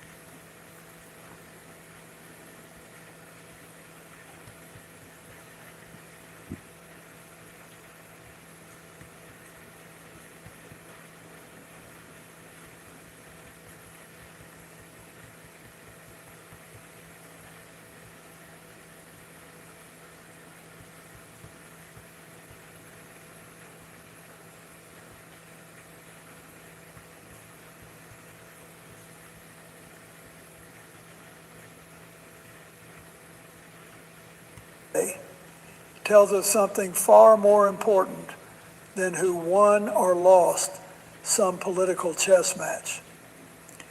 This wasn't about a renovation budget, not really. Dropped its criminal investigation, something you can't frame or put on the wall. I'm talking about trust. The invisible architecture of trust that makes people believe when they wake up in the morning that their government is working for them, not against somebody.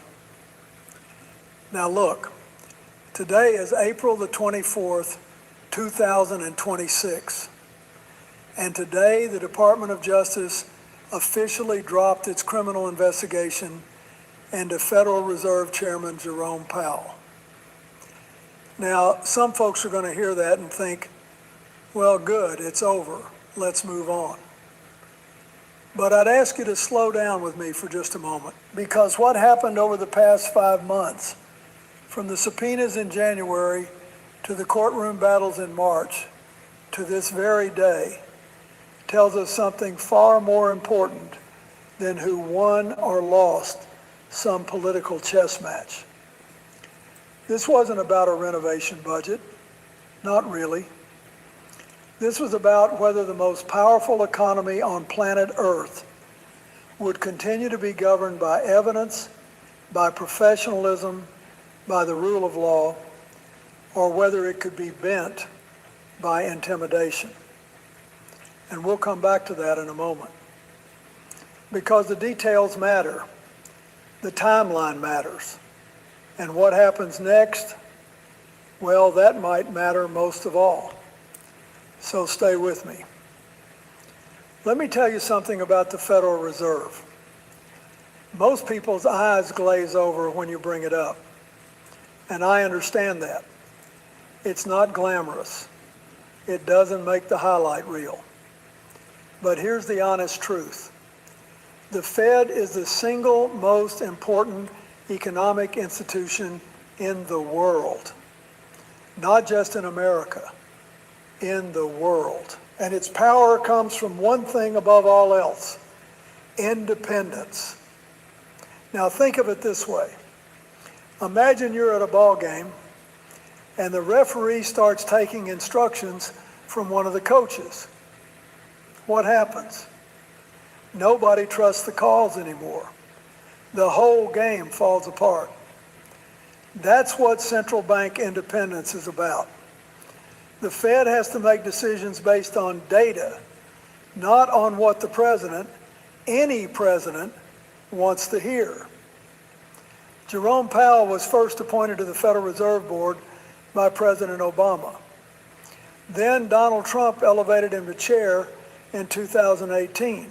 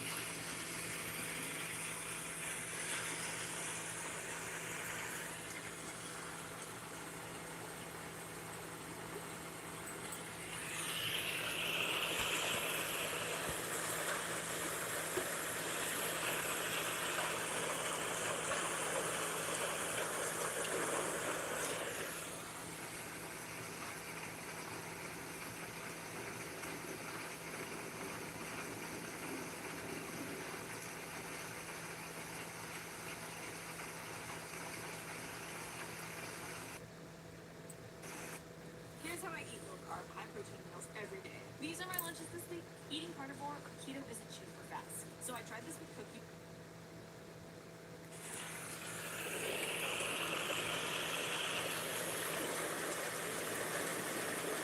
Y'all let me know when y'all ready for me to resume. Y'all get my lights up. I hope I'm awake when y'all decide to get the lights up. I got my sea salt in my socks. My raindrops keep falling on my head. And I'm not going to say not now another word.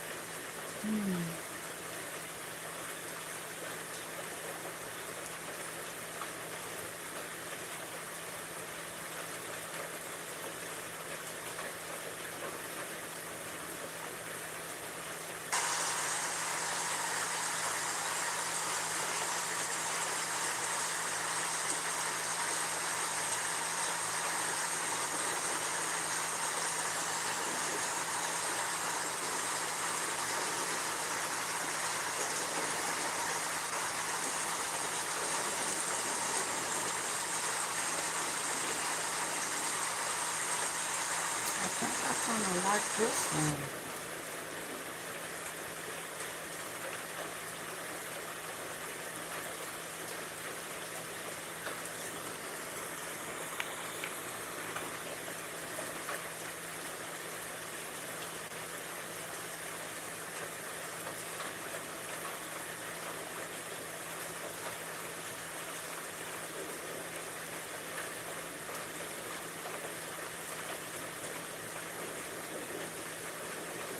Ceasefire in place, and with the U.S. enforcing a naval blockade of Iranian ports, this morning Navy Secretary John Field is out, effective immediately.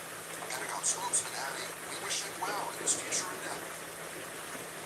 You are watching the most powerful man on earth have what I can only describe as a complete and total meltdown live on.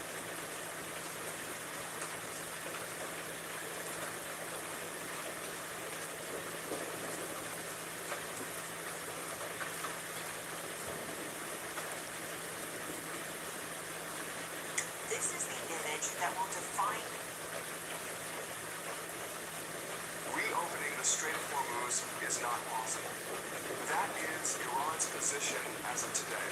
Not a threat, not a negotiating position. A statement of fact from Iran's foreign ministry, issued hours after Trump said America has no.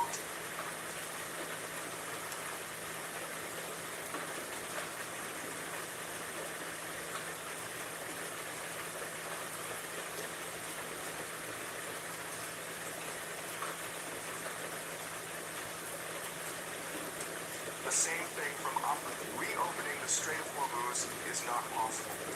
That is Iran's position as of today. Not a threat, not a negotiating position. A statement of fact from Iran's foreign ministry, issued hours after Trump said America has no time frame for ending this war. Read those two statements in the same breath. America has no deadline. Iran says Hormuz cannot be reopened. Two governments, same day, telling the world the same thing from opposite sides. This war has no visible end from either direction.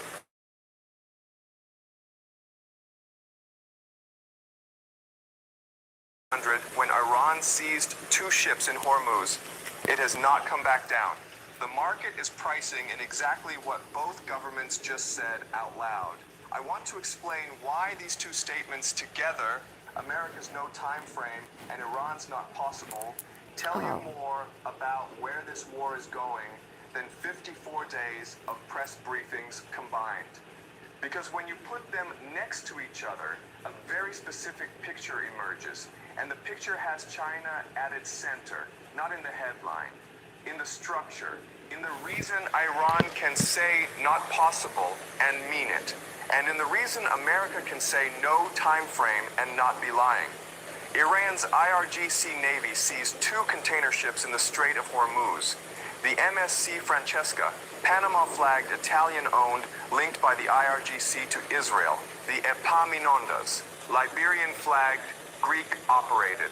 Both ships were intercepted, fired on, boarded by armed IRGC commandos with faces covered, and escorted to Iranian shores. A third vessel, the Euphoria, was attacked by gunfire. The IRGC issued a statement immediately. I want to give you the exact words because the exact words are doing specific work.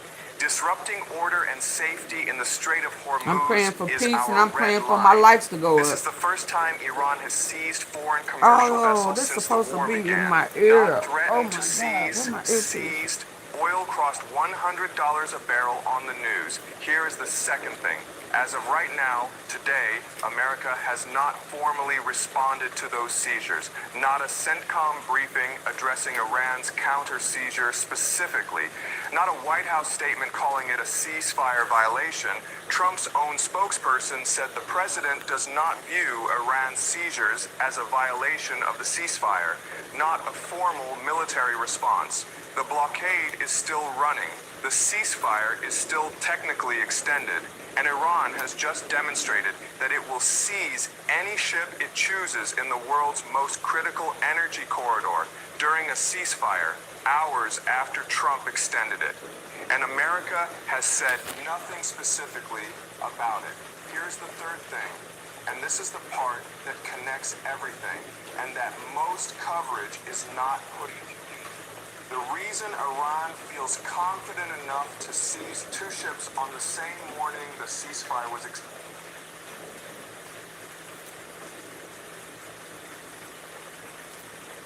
Do not come in here trying to ear hustle on the good tea if you're not going to hit my like button.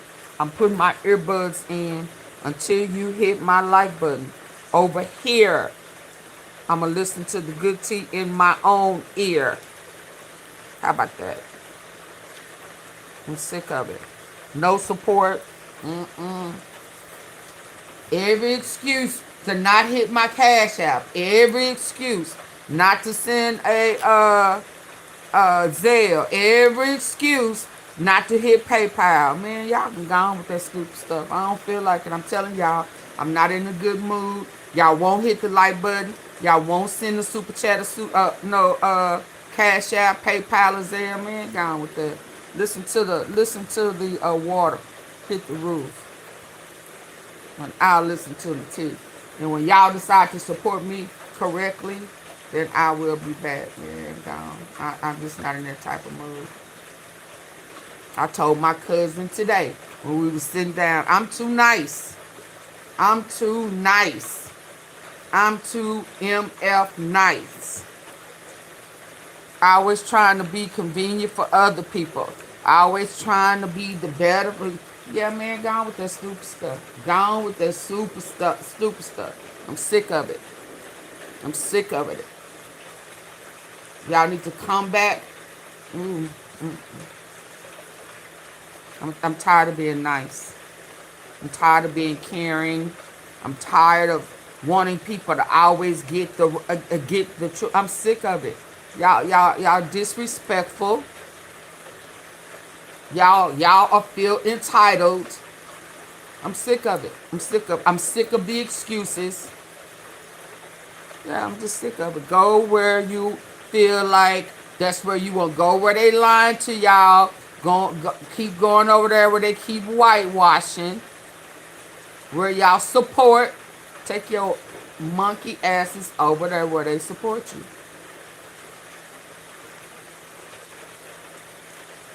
That's the time I'm on right now. Y'all don't deserve the truth.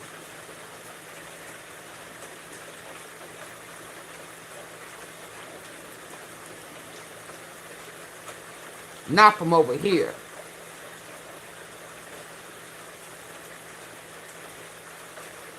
Not from over here. You can go somewhere else. Go to the places, yeah. Try to figure it out. Don't wait for my explanation of it. Figure it out yourself.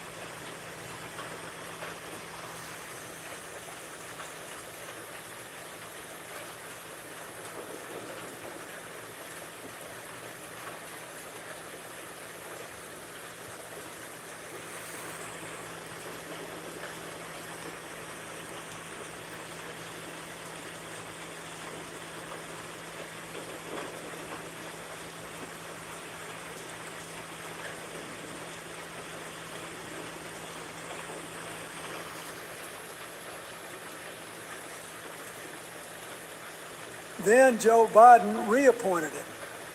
That's 3 presidents from both parties putting their trust in this man. And I can tell you from personal experience, when I was president, I worked with Alan Greenspan. Did I always agree with him? No, I did not. Were there days I wished he'd see things my way? You bet.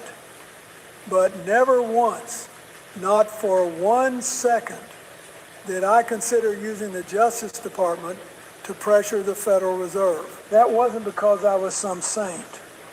It was because I understood that the moment you compromise the Fed's independence, you compromise the credibility of the American dollar.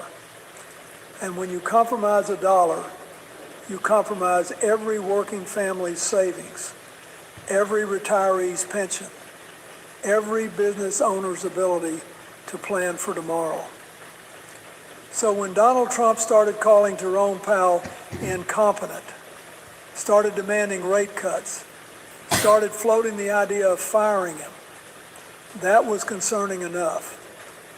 But what came next, and this is where things start to get complicated, went further than anything I'd seen in my lifetime. Now let me walk through this carefully, because the facts speak louder than any opinion I could offer. In November of 2025, federal prosecutors in Washington, operating out of U.S. Attorney Jeanine Pirro's office, opened a criminal investigation into Jerome Powell and the Federal Reserve. The stated reason was cost overruns in the renovation of the Fed's historic headquarters, the Eccles Building and the Fed East Building. These are structures from the 1930s that hadn't been comprehensively renovated in nearly a century. The original estimate was around $1.9 billion. It rose to roughly $2.5 billion. Now, cost overruns on a 90-year-old building full of asbestos, lead contamination, an unexpected sinkhole, and rising material costs due to inflation and tariffs. That's not pleasant, but it's not exactly a felony. And here's the critical part. The Federal Reserve is self-funded. It doesn't spend taxpayer dollars on its operations. It funds itself from the interest on securities it holds. In January of 2026, Powell was subpoenaed. Then in March, the prosecutor assigned to the case, a man named George Masuko-Lateef, stood before federal judge James Boasberg and admitted under questioning that the government had no evidence of criminal misconduct.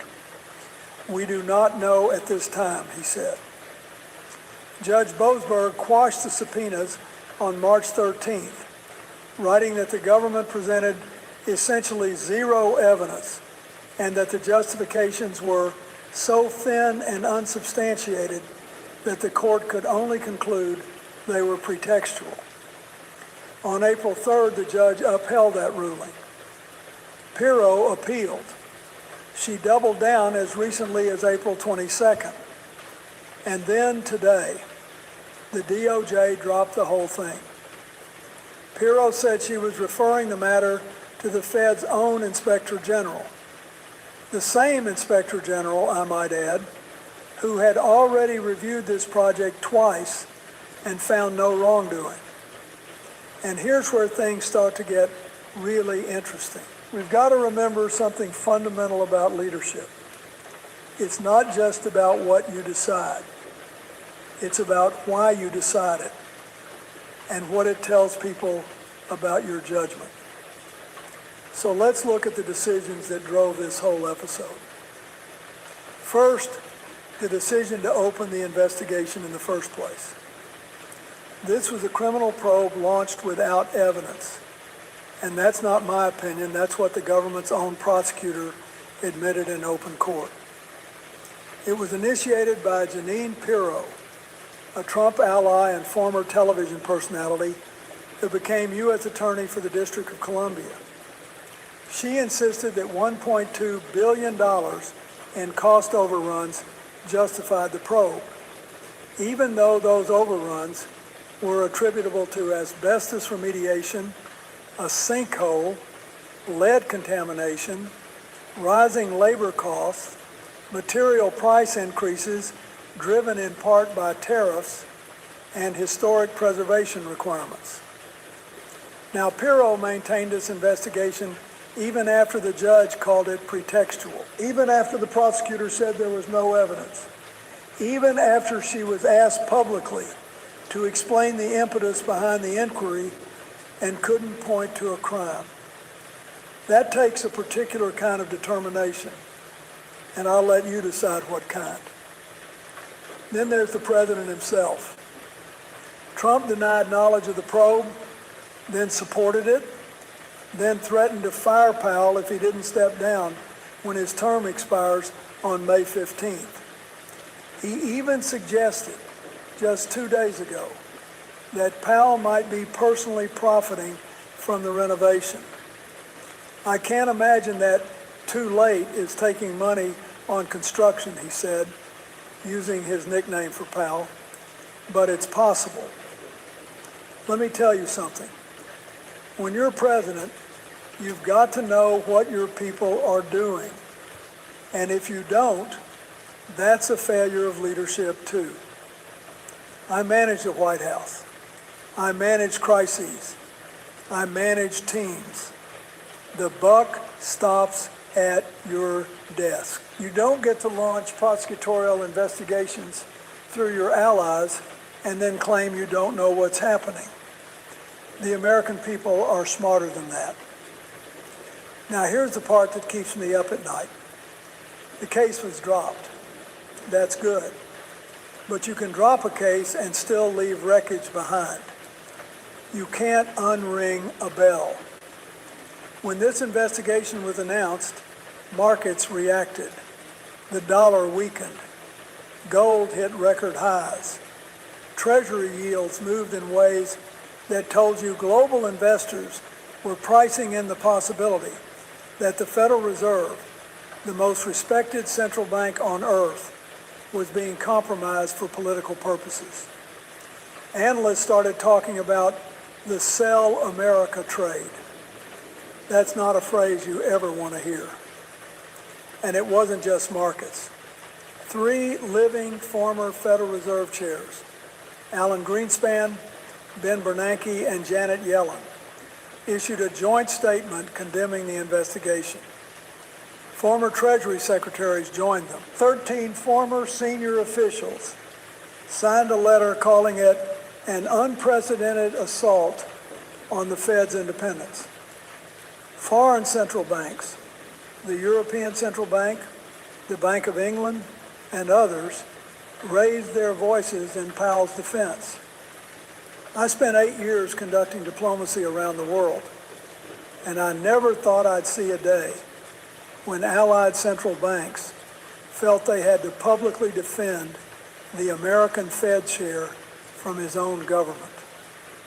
That was a diplomatic alarm bell. Fitch Ratings warned that erosion of Fed independence could negatively impact the U.S. sovereign credit rating. Think about what that means for ordinary Americans. Higher borrowing costs on mortgages, car loans, credit cards. Not because of anything the Fed did wrong, but because the world lost a little bit of faith in whether America's institutions were still being run on the level.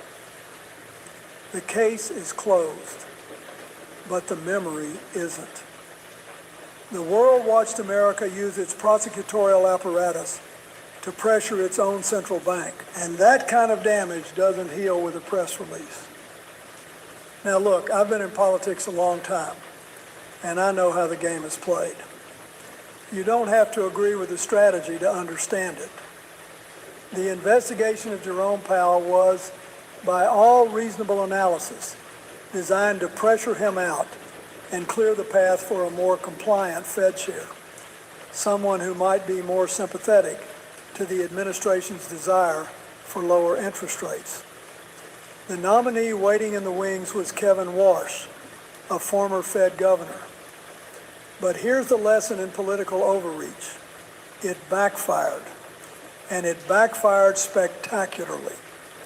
Senator Tom Tillis, a Republican from North Carolina, took one look at this investigation and said, "I'm blocking Warsh's confirmation until this bogus probe is dropped."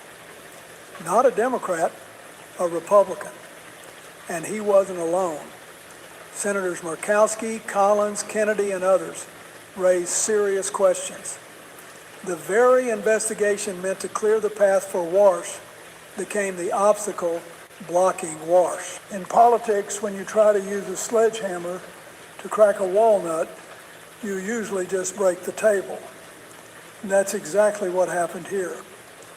The administration created a bipartisan coalition defending Fed independence, something that barely existed before this whole mess started. And let's not miss the timing.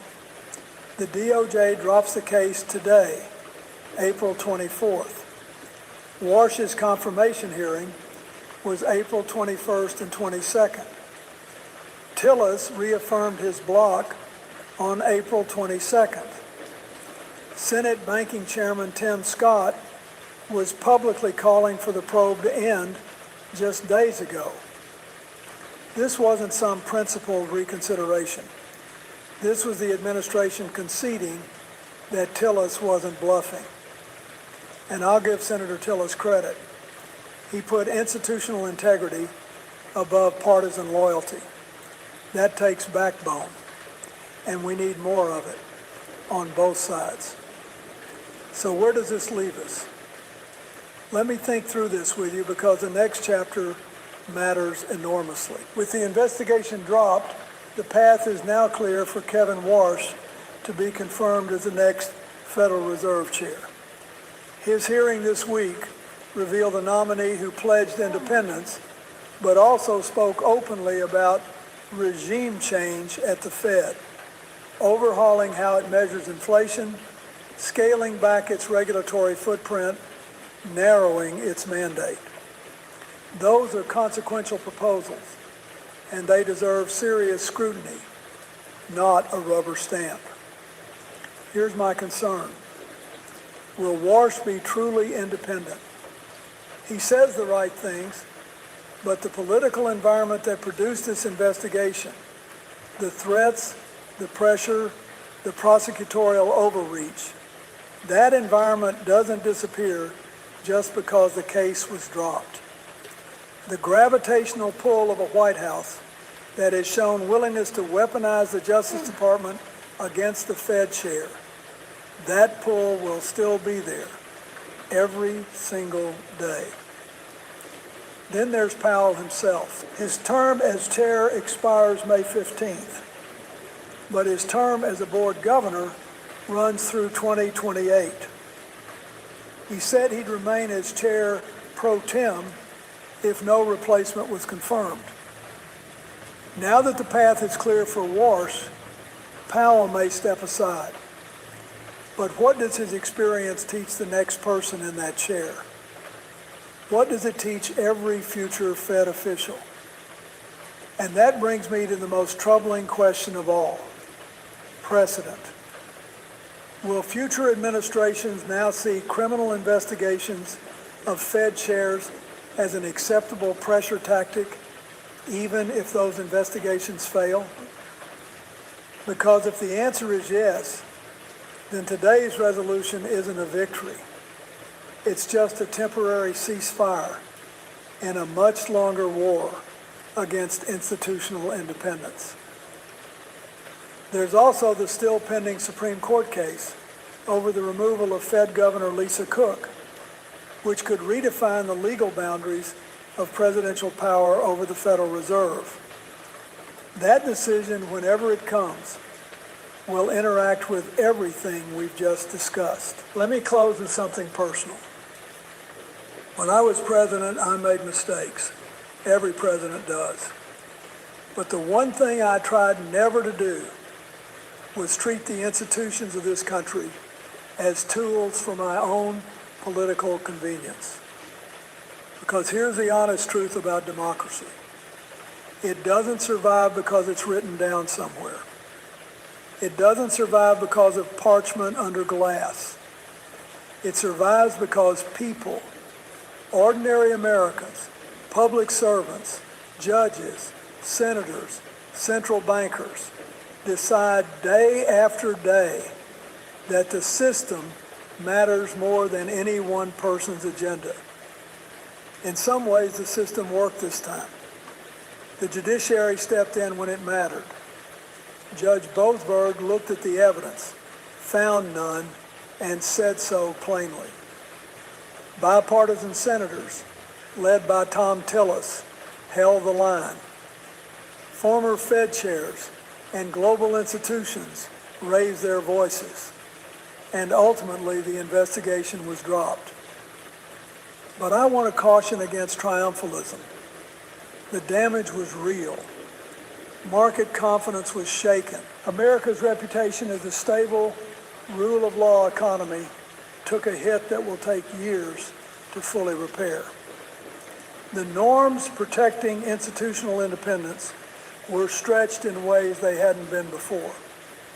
And somewhere, a future political operative is taking notes, thinking about how to do this more effectively next time. So what do I ask of you? Stay vigilant. Stay informed.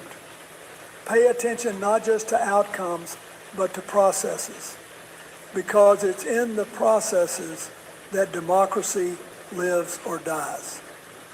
Support leaders who put institutional integrity above partisan advantage, regardless of which party they belong to. And remember that the institutions you inherit are only as strong as your willingness to defend them. We've been through harder things than this. We've survived constitutional crises, economic collapses, wars, and moments when the whole democratic experiment seemed like it might come apart. And every time, Americans found their way back, not because it was easy, but because enough people decided it was worth the fight. I believe we'll come through again, but only if we remember who we are. You're not going to believe what this is. This is the Gold Sea Moss Gel from Herbal.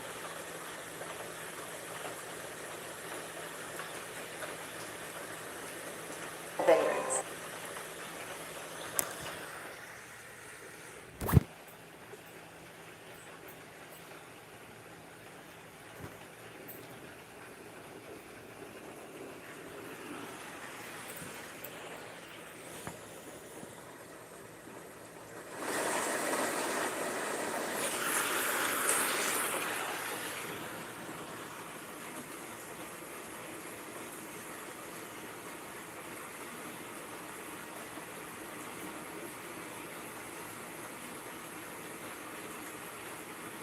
Now, I want to start this conversation a little differently than you might expect.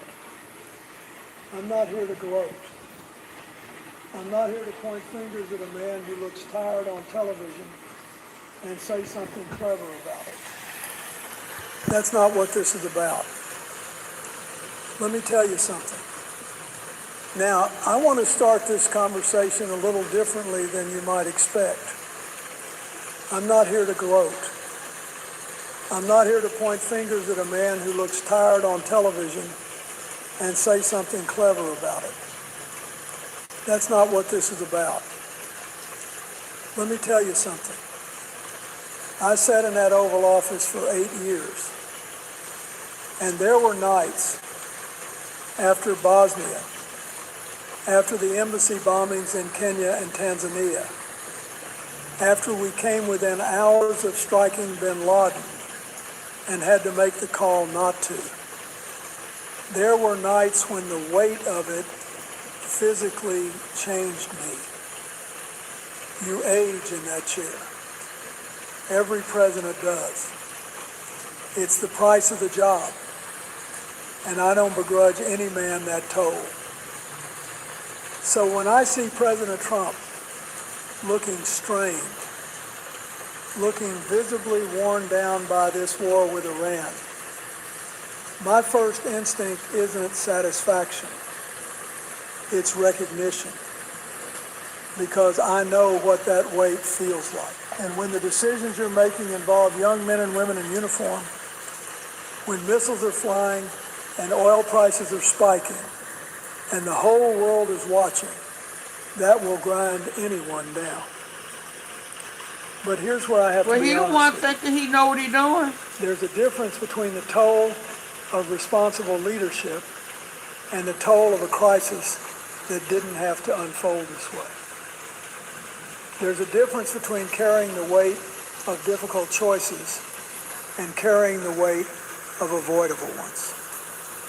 And that distinction matters, not because of one man's health, but because of what it tells us about the health of our institutions, our strategy, and our standing in the world. Right now, as we speak, the White House says Iran reached out and requested face-to-face talks in Islamabad. Iran says that never happened, that their foreign minister is there for bilateral meetings with Pakistan and nothing more. Both sides can't be telling the truth. And we'll come back to that contradiction in a moment, because it tells you everything you need to know about where we are. This isn't a story about one man's exhaustion.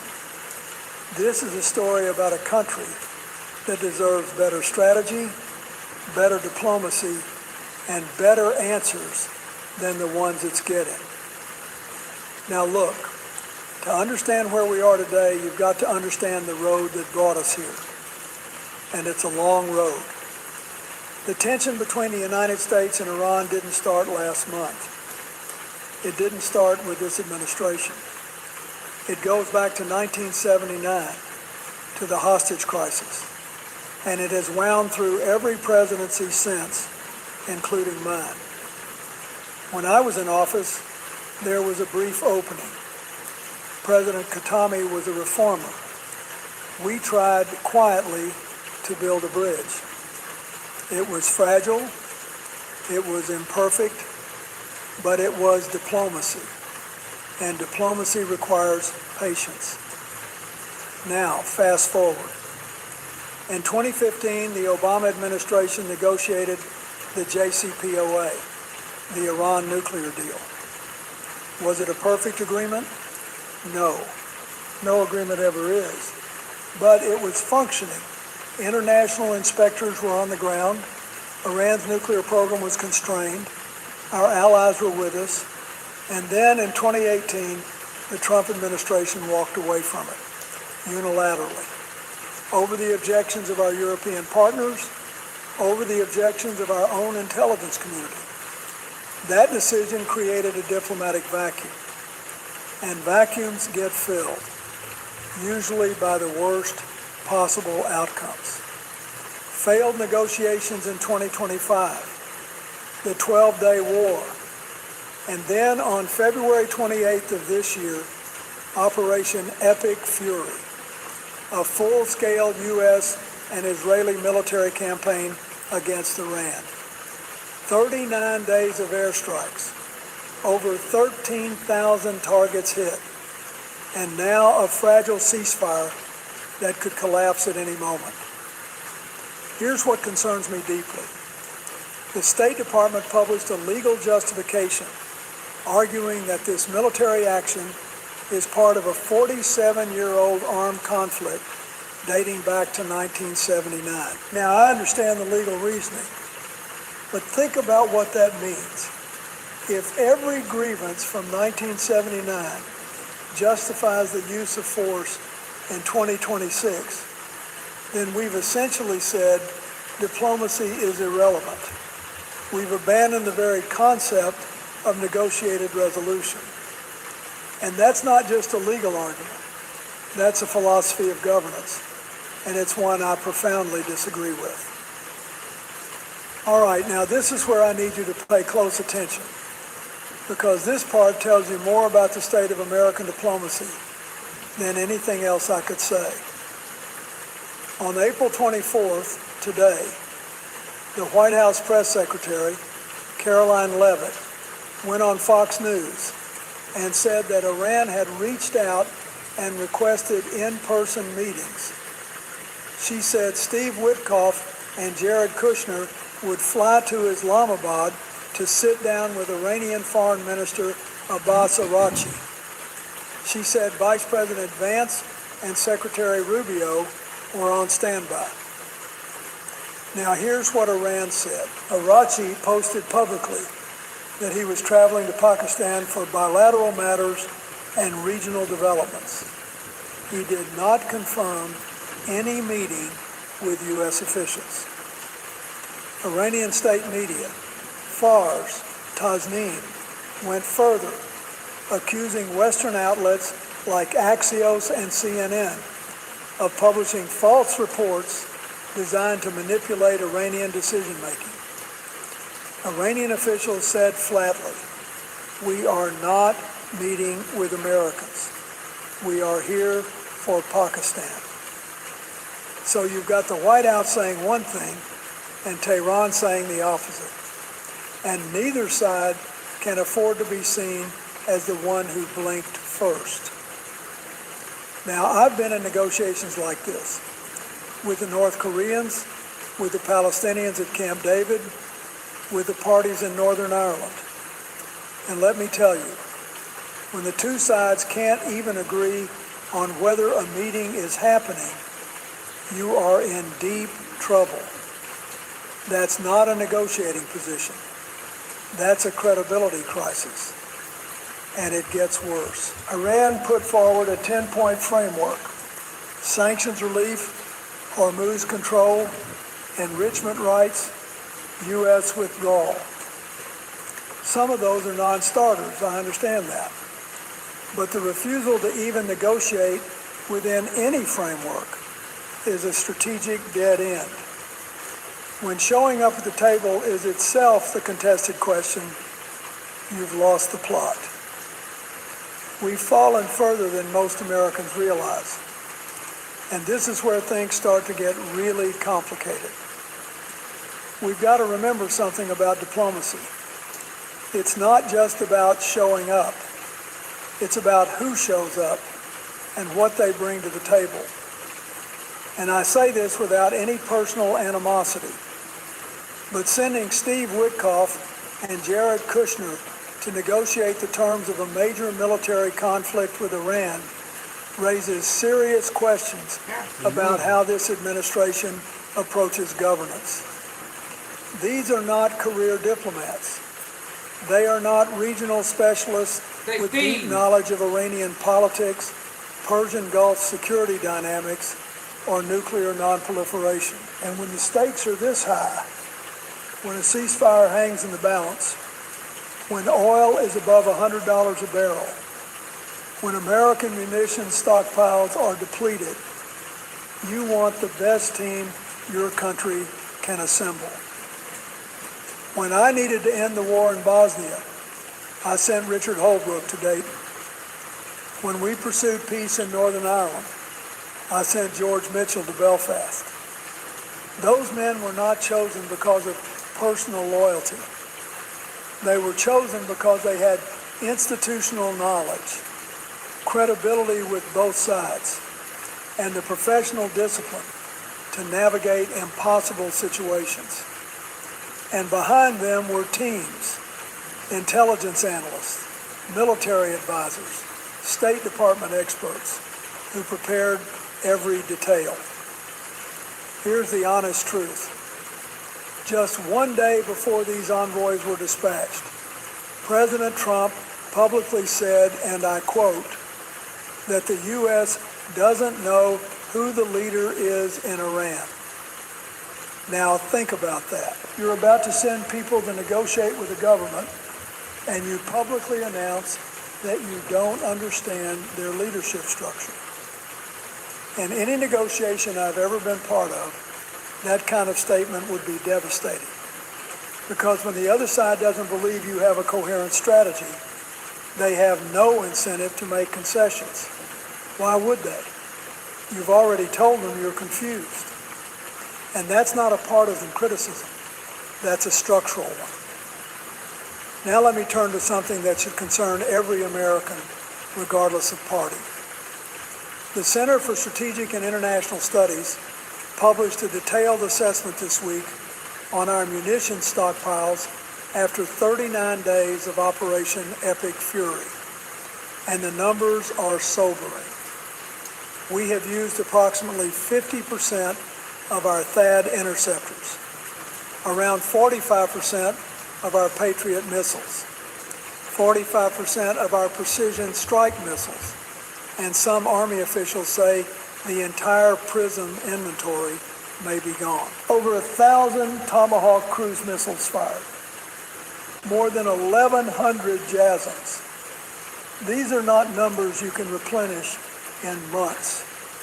CSIS estimates it will take 1 to 4 years just to rebuild to pre-war levels. And here's the critical part.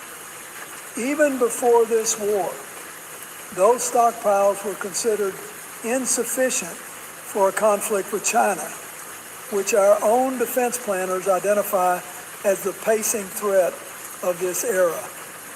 So we've spent down our reserves in a regional war, while the adversary we've been preparing for over the past decade watches from across the Pacific. That is a profound strategic miscalculation, and it doesn't take a general to see it. Then there's the Strait of Hormuz. The Pentagon itself has said it could take 6 months to clear all the mines Iran has laid. Oil prices are up over 50% since February. Global food systems are strained. The World Food Program has flagged tens of millions at risk, and Defense Secretary Hicks has told our European allies that the strait is, quote, more their fight than ours, even as we spend down our own arsenal. That's not leadership. That's asking the world to trust us while we deplete our own strength and then tell our partners to handle the consequences. Our allies in Europe and Asia and the Gulf, they're watching. And what they see is a superpower stretching itself thin without a clear plan for what comes after.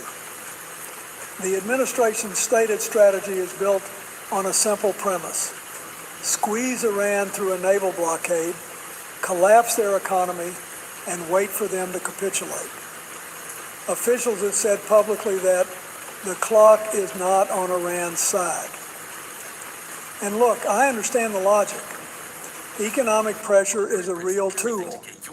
I use sanctions myself against Iraq, against Serbia. But here's what I learned.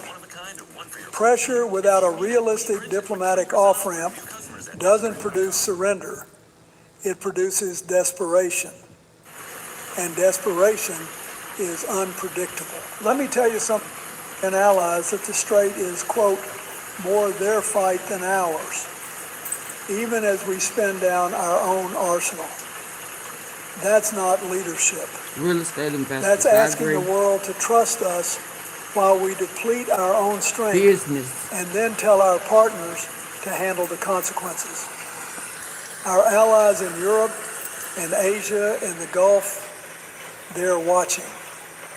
And what they see is a superpower stretching itself thin without a clear plan for 45% of our precision strike missiles, and some Army officials say the entire PRISM inventory may be gone. Over 1,000 Tomahawk cruise missiles fired, more than 1,100 JASSMs. These are not numbers you can replenish in months. CSIS estimates it will take 1 to 4 years just to rebuild to pre-war levels. And here's the critical part. Even before this war, those stockpiles were considered insufficient for a conflict with China, which our own defense planners identify as the pacing threat of this era. So we've spent down our reserves in a regional war, while the adversary we've been preparing for over the past decade watches from across the Pacific. That is a profound strategic miscalculation, and it doesn't take a general to see it. Then there's the Strait of Hormuz. The Pentagon itself has said it could take 6 months to clear all the mines Iran has laid. Oil prices are up over 50% since February. Global food systems are strained. The World Food Program has flagged tens of millions at risk, and Defense Secretary Hicks told our European allies that the strait is, quote, more their fight than ours, even as we spend down our own arsenal. That's not leadership. That's asking the world to trust us while we deplete our own strength and then tell our partners to handle the consequences. Our allies in Europe, in Asia, in the Gulf, they're watching. And what they see is a superpower stretching itself thin without a clear plan for what comes after. The administration's stated strategy is built on a simple premise: squeeze Iran through a naval blockade, collapse their economy, and wait for them to capitulate. Officials have said publicly that the clock is not on Iran's side. And look, I understand the logic. Economic pressure is a real tool. I use sanctions myself against Iraq, against Serbia. But here's what I learned. Pressure without a realistic diplomatic off-ramp doesn't produce surrender. It produces desperation. And desperation is unpredictable. Let me tell you something about clocks. They tick for both sides. Right now, the president's approval ratings are at historic lows for a wartime leader. Americans are paying more at the pump, significantly more. Midterm elections are on the horizon. The Republican majority in Congress is razor thin. And every week this conflict drags on without a resolution, the domestic political cost compounds. Meanwhile, Iran is not sitting still. Russia is reportedly providing intelligence support. China is encouraging quiet diplomatic channels. The Iranian population, however repressed, rallies around the flag when foreign bombs are falling, just as Americans did after September 11th. That's human nature. Maximum pressure doesn't work the way its advocates promise when the other side has its own sources of resilience and its own propaganda machine. And speaking of propaganda, Iran has been winning the information war in ways that should alarm us. Mocking Pete Hegseth for saying Arabian Gulf, posting AI-generated videos ridiculing American officials, accusing the United States of war crimes. Now, some of that is noise, but in the information age, perception shapes reality. Itself thin without a clear plan for what comes after. The administration's stated strategy is built on a simple premise: squeeze Iran through a naval blockade, collapse their economy, and wait for them to capitulate. Officials have said publicly that the clock is not on Iran's side. And look, I understand the logic. Economic pressure is a real tool. I use sanctions myself against Iraq, against Serbia. But here's what I learned. Pressure without a realistic diplomatic off-ramp doesn't produce surrender. It produces desperation. And desperation is unpredictable. Let me tell you something about clocks. They tick for both sides. Right now, the president's approval ratings are at historic lows for a wartime leader. Americans are paying more at the pump, significantly more. Midterm elections are on the horizon. The Republican majority in Congress is razor thin. And every week this conflict drags on without a resolution, the domestic political cost compounds. Meanwhile, Iran is not sitting still. Russia is reportedly providing intelligence support. China is encouraging quiet diplomatic channels. The Iranian population, however repressed, rallies around the flag when foreign bombs are falling, just as Americans did after September 11th. That's human nature. Maximum pressure doesn't work the way its advocates promise when the other side has its own sources of resilience and its own propaganda machine. And speaking of propaganda, Iran has been winning the information war in ways that should alarm us. Mocking Pete Hegseth for saying Arabian Gulf, posting AI-generated videos ridiculing American officials, accusing the United States of war crimes. Now, some of that is noise, but in the information age, perception shapes reality. And when you can't even control the narrative about whether a meeting is happening, you've lost a dimension of the conflict that matters enormously. I've been in enough negotiations to know that when you tell someone the clock is running out for them, you better be certain it's not running out for you too. So where does this go? Let me walk you through 3 scenarios, because I think Americans deserve an honest assessment rather than talking points. The first scenario is a breakthrough. Witkoff and Kushner arrive in Islamabad, and behind the public posturing, a back channel, maybe through Pakistan, maybe through Oman or even China, produces a formula that lets both sides save face. Iran gets some sanctions relief and a commitment to stop the bombing. The U.S. gets verifiable nuclear constraints and a reopened strait. It's possible. But given the current level of mistrust, given that the two sides can't even agree on whether they're meeting, I'd call it unlikely without a fundamental change in approach. The second scenario, and I believe the most probable one, is a prolonged stalemate. The ceasefire holds, but barely. Mines remain in the strait. Oil prices stay elevated. The humanitarian toll deepens.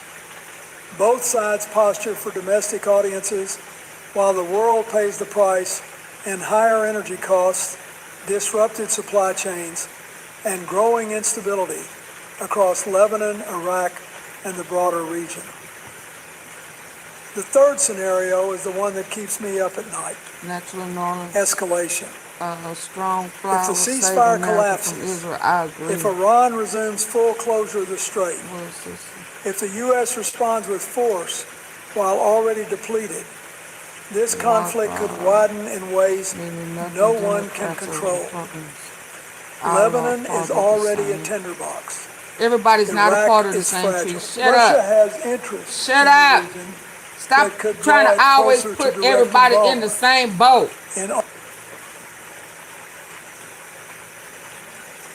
There are good and bad in all things. Everybody is not a part of this problem.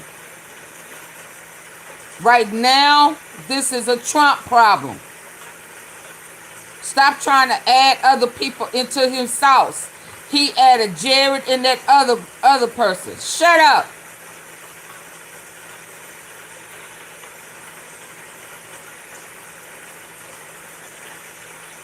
Everything is not one way. Oh, no, everybody. No, shut up. We didn't have this problem with Obama. We shouldn't be having it with Trump. He's a loser. He's a thief. He's a child rapist.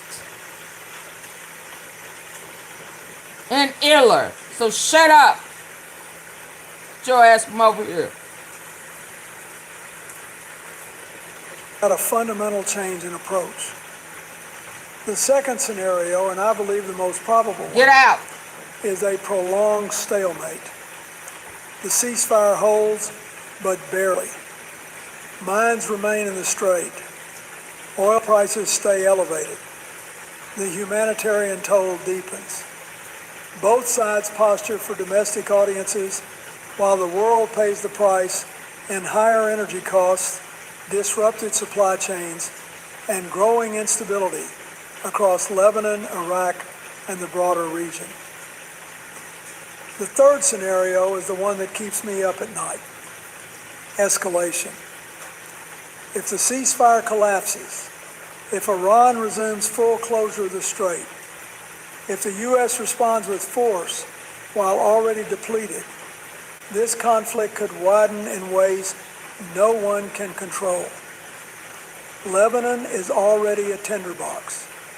Iraq is fragile. Russia has interest in the region that could draw it closer to direct involvement.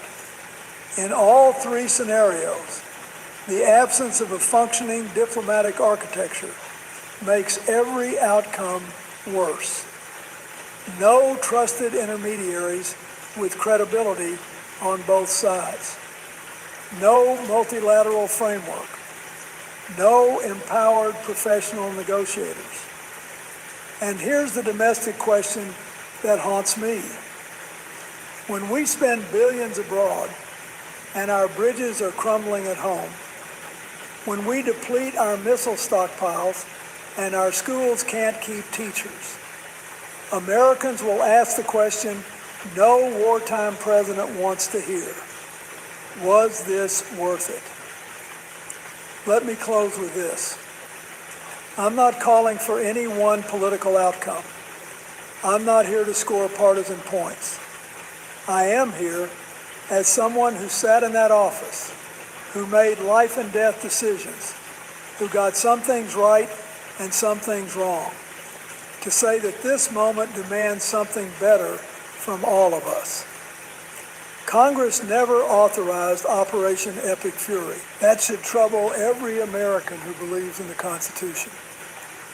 The framers didn't give the war power to the legislature as a formality. They did it because they understood that the decision to send young people into harm's way must be shared, debated, and owned by the representatives of the people. That process was bypassed. And silence from Congress, from both parties, is its own kind of failure. We need to rebuild the State Department's professional capacity. We need career diplomats, not family members, leading negotiations that affect millions of lives. We need to restore alliances so the United States doesn't fight alone and then blame its partners for not helping. And we need to invest in diplomacy as a tool of national security, not treat it as a sign of weakness. Now, the title of this video mentions President Trump's health. I won't pretend to diagnose another man, but I will say this. The health of the presidency reflects the health of the republic. When a president is visibly strained, when the machinery of government is stretched beyond its limits, when the people are exhausted and the world is watching, that's not a moment for celebration. That's a moment for all of us, Republican and Democrat, to ask honestly, are we governing the way the American people deserve? I believe we can do better. America has recovered from strategic overreach before, but it requires honesty. It requires humility. And it requires a willingness to change course when the course you're on isn't working. The greatest strength of this country has never been our weapons. It's been our ability to look in the mirror, tell the truth, and do better. I still believe we can. Thank you for listening. A healthy liver helps your body. All right, y'all. I'm gonna go to sleep. All right, Dad, what are you making? By me, go to morning. Good night.